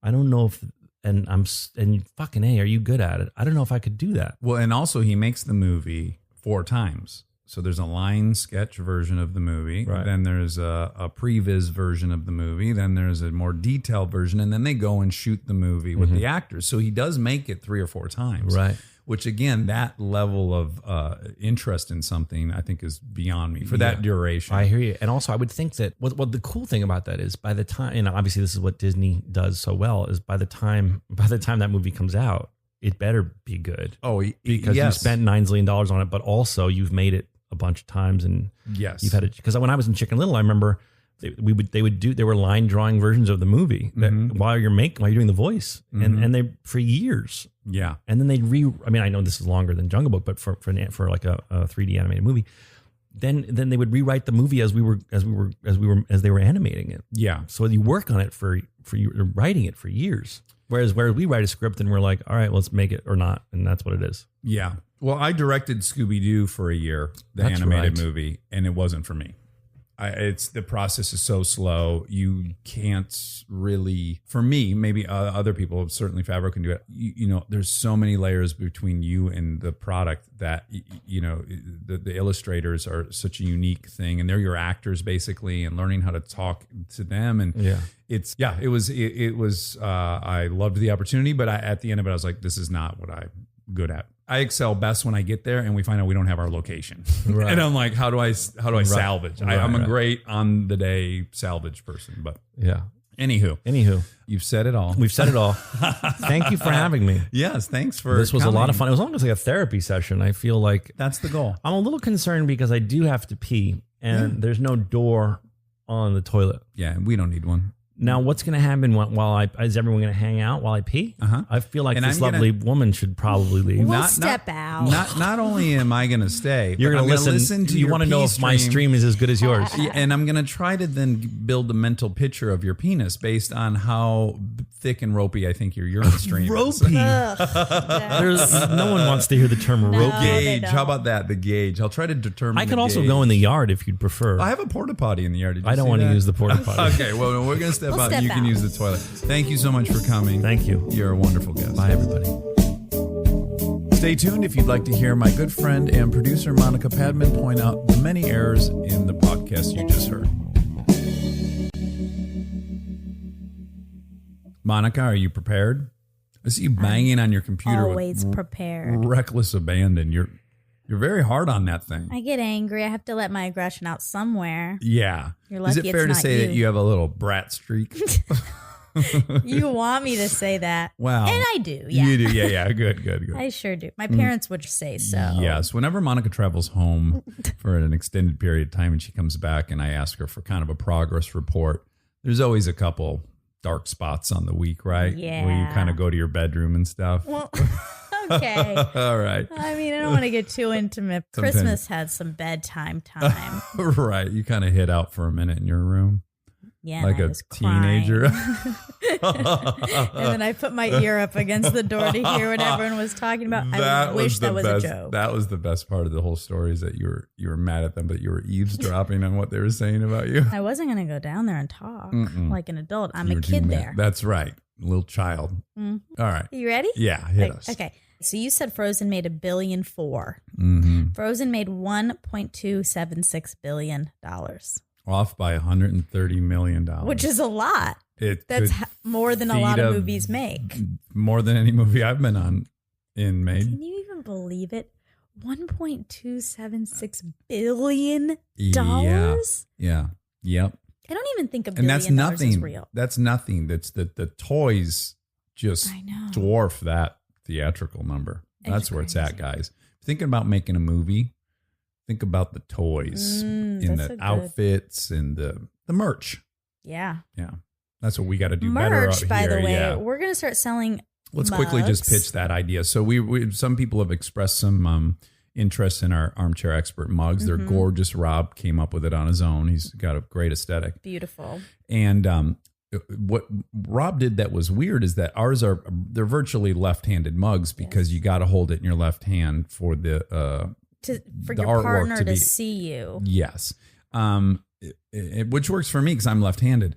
But we decided if we do order mugs, we'll order them in the correct setup. Yeah. Most people are right-handed. And then you had the brilliant idea. Go ahead, hit them. We're going to sell the left-handed mugs. We have about 10. And these are worth a lot because these are the mugs that we use here in the attic. The ones that live by the toilet. Yeah. And hit them with the price. They're going to cost a little extra because they're special. So give or take $2,000 a mug. This is great. And the theory behind this is, which was really well articulated by, I think, our friend Troy. I guess Hooters used to offer like a bottle of Dom Perignon and some wings or something for some exorbitant price. Yeah. And then it was kind of a talking point. So we decided maybe no one will ever buy one for $2,000, but we'll just advertise them for $2,000 just as something fun to talk about. Like, can you believe those assholes at Armchair Expert think they can get $2,000 for a mug? Yeah, and you know what? Someone's going to buy it. I hope some. And we're going to do something special for these mugs, even extra special. Our DNA will be on them. Yeah, we're going to use them. And then you'll have a little piece of us with you. Yeah. You can't really put a price on that. Well, you could potentially clone us in the near future. Okay, you said Garden State and Without a Paddle came out within the same summer, and they did come out within the same summer. Good. July and August 2004. The Annie Hall quote, I would never want to be part of any club that would have me as a member. Groucho Marx said that. Great. What did I say? The singer Richard Marx? You just said. One of the Marx brothers. Yeah, and it's Groucho. And he's good for a quote or two. The exact quote is, I don't want to belong to any club that would accept me as a member. A little different than the Annie Hall one. Poetic license. Correct. You said 72% of women would want to date Justin Timberlake. I did. Yeah, in reaction to your poll. Right. I couldn't really do any research, but I think you're right. Yeah. And I actually think that's lowballing. Probably. That's got to be in the high 80s of single. 90s for you? Yeah. Okay. Well, not for me. Although he's starting to age himself out a little bit. Certainly he's like still very relevant. He is, yeah. But do you think an 18-year-old wants to date a 40-year-old man? Yeah. Okay. If it's him, probably. All right. You might right. He might transcend age brackets. He was in the Super Bowl. He will dance his way into any age demo. Oh, God, yeah. He dances like an 18-year-old with the agility and the energy of an 18-year-old. The virility and the hunger. Okay, Zach said he's reading an amazing book about breaking habits. I'm not sure if this is the exact book, but there is a very popular New York Times bestseller book about breaking habits called The Power of Habit by Charles Duhigg. Duhigg. Yeah. Okay. Duhigg. Duhigg. Good. And I think our friend Jess is reading it currently. Oh, that makes sense because they both went to Landmark Forum as well. Yeah. Yeah. Let's just skip to Landmark Forum. Okay. Landmark Forum, just for a little context, in case anyone's interested in going to this, which I guess I would recommend because Well, we don't condone or condemn it, right? Because we have no experience with it. we have no experience, but we have a good friend who had a very positive experience there. So if you think you are in need of some breakthroughs, Yeah. sure, try it. Okay, great. It's a 3-day long course. And then he had mentioned EST. That stands for Erhard Seminars Training. Mm-hmm. And it was big. And it's a big storyline in Americans, It which is. we love. Yeah, exactly. All right. So you said Northwestern probably has a good rowing team, Mm-hmm. and they don't. Okay, great. They're Do not- they not even They're have not a rowing even. team? They do have one. Oh, okay. But they're not even in the top 20. Ugh. Ugh. Yeah, Gross. wake us up when you break the top 15. Yeah, and you know what's also ugh? Wait, what? Harvard is 16th. Really? Yeah, and they're acting like they're number Well, one on those social network movies. They do a great job branding because I in my head they're number one. I think originally it was like Yale and Harvard, and that was they Back were when there the was teams. 5 colleges. Yeah. Yeah. Okay, which movie does Rob Lowe bang someone's mom? Mm. This is tricky because in both movies, Class and Oxford Blues, he does have sex with an older woman. Oh, So that's why it's confusing, but it's actually Class. right. That it's his friend's His mom. bro's mom. Uh-huh. Yeah. And it's like revealed. Oh, yeah. He doesn't know that when he's sleeping with her. Like Oedipal. Like, what's the Shakespearean? He sleeps with his. Oh. You're supposed to know this stuff. You I study know. theater. Can't remember. What is it? That's Uh, not well, Shakespeare. No, it's not. But it came. Someone was told they're banished, and you're going to end up King sleeping with your Lear? mother and killing your father or something, right? Which is Oedipal. King Lear, Macbeth. Yeah, you don't Romeo have to and just Juliet. you don't have to just list all the Shakespeare plays that you know about. I was hoping with Midsummer some Night's Dream, specific. that's a comedy. Okay, great. Okay. All right. Onward and upward. In Revenge of the Nerds, you said they're screaming, "We have Muff" or "We have Beaver." Bush. Oh. But we've got Bush. Oh, it's Bush. Yeah. That escaped me on the day, but now I No, remembered. We have Bush. We've Okay. got Much Bush. classier. Got. We got Bush. That could have been a bumper sticker. Got Bush. Like Yeah. in the got milk. I'm glad it wasn't. Okay, yeah. We have it's already an uphill battle. By the way, okay? just side note, no one can get Bush much anymore. It's out of vogue. It's not as popular. People aren't, they're not Well, growing a big bush. I wonder if that's. To my knowledge, I've been off the market for a long time, but I think it runs the gambit. okay. I think some people still. Good for them. I applaud them. So you guys referred to a shiksa. Mm-hmm. And then you said, I like that. Okay. That's a derogatory term. Uh-huh. But it's from Jewish people against us. It's a Me. disparaging I included term. you and Caucasoid Gentiles. Yeah, that's fair. It's a disparaging term for a non-Jewish woman. Yeah. Or girl. I like when other groups are making fun of us. I embrace it. Some of the names are cute, like Honky and Cracker. You know, they almost sound like cartoon characters. I can live with that. Yeah. None of them, they've never really been able to know. hang one on us that is as hurtful as most of the ones we came up with. Cracker, come on. Yeah, Shiksa sounds like some kind of warrior. I know. Yeah. Well, then he called her. He someone said call you Shiksa goddess. Yeah, you So go that sounds- Shiksa and you'd be like, hey, thanks for the insult. Ooh. It'd make you feel good. You said you got punked when you were 28. So the first episode came out in 2003 and you were 28, but you probably then got punked when you were 27 at least. But that starts bumping up against my claim that I was unemployed for 10 years. So my story's not as good when you point that out. I'm sorry. Fine, maybe I have got it to at 27. debunk. Okay. I must. You had a quick meteoric I rise. didn't feel like it. Okay. I'm like scared to do this one because Great. I just don't know anything about cars. Oh, this is the Nissan. Oh, before Yeah. you say it, I went home that night and I went to sleep and I was like, Skyline was the vehicle I was trying to remember that was only Skyline. available in Japan. You said Highline. Yep, it's not Highline, it's a Skyline. Okay. Maybe Does that it clear up what you were is. about to say? Well, not really. I couldn't find too much. It just said the 240SX is closely related to another S platform based vehicle, such as the Japanese market Sylvia That's great. and Sylvia. 180SX. Okay. Does that ring any bells? No, neither did. I trust you over me in this case. Okay, good. But it's the Sylvia. Sylvia.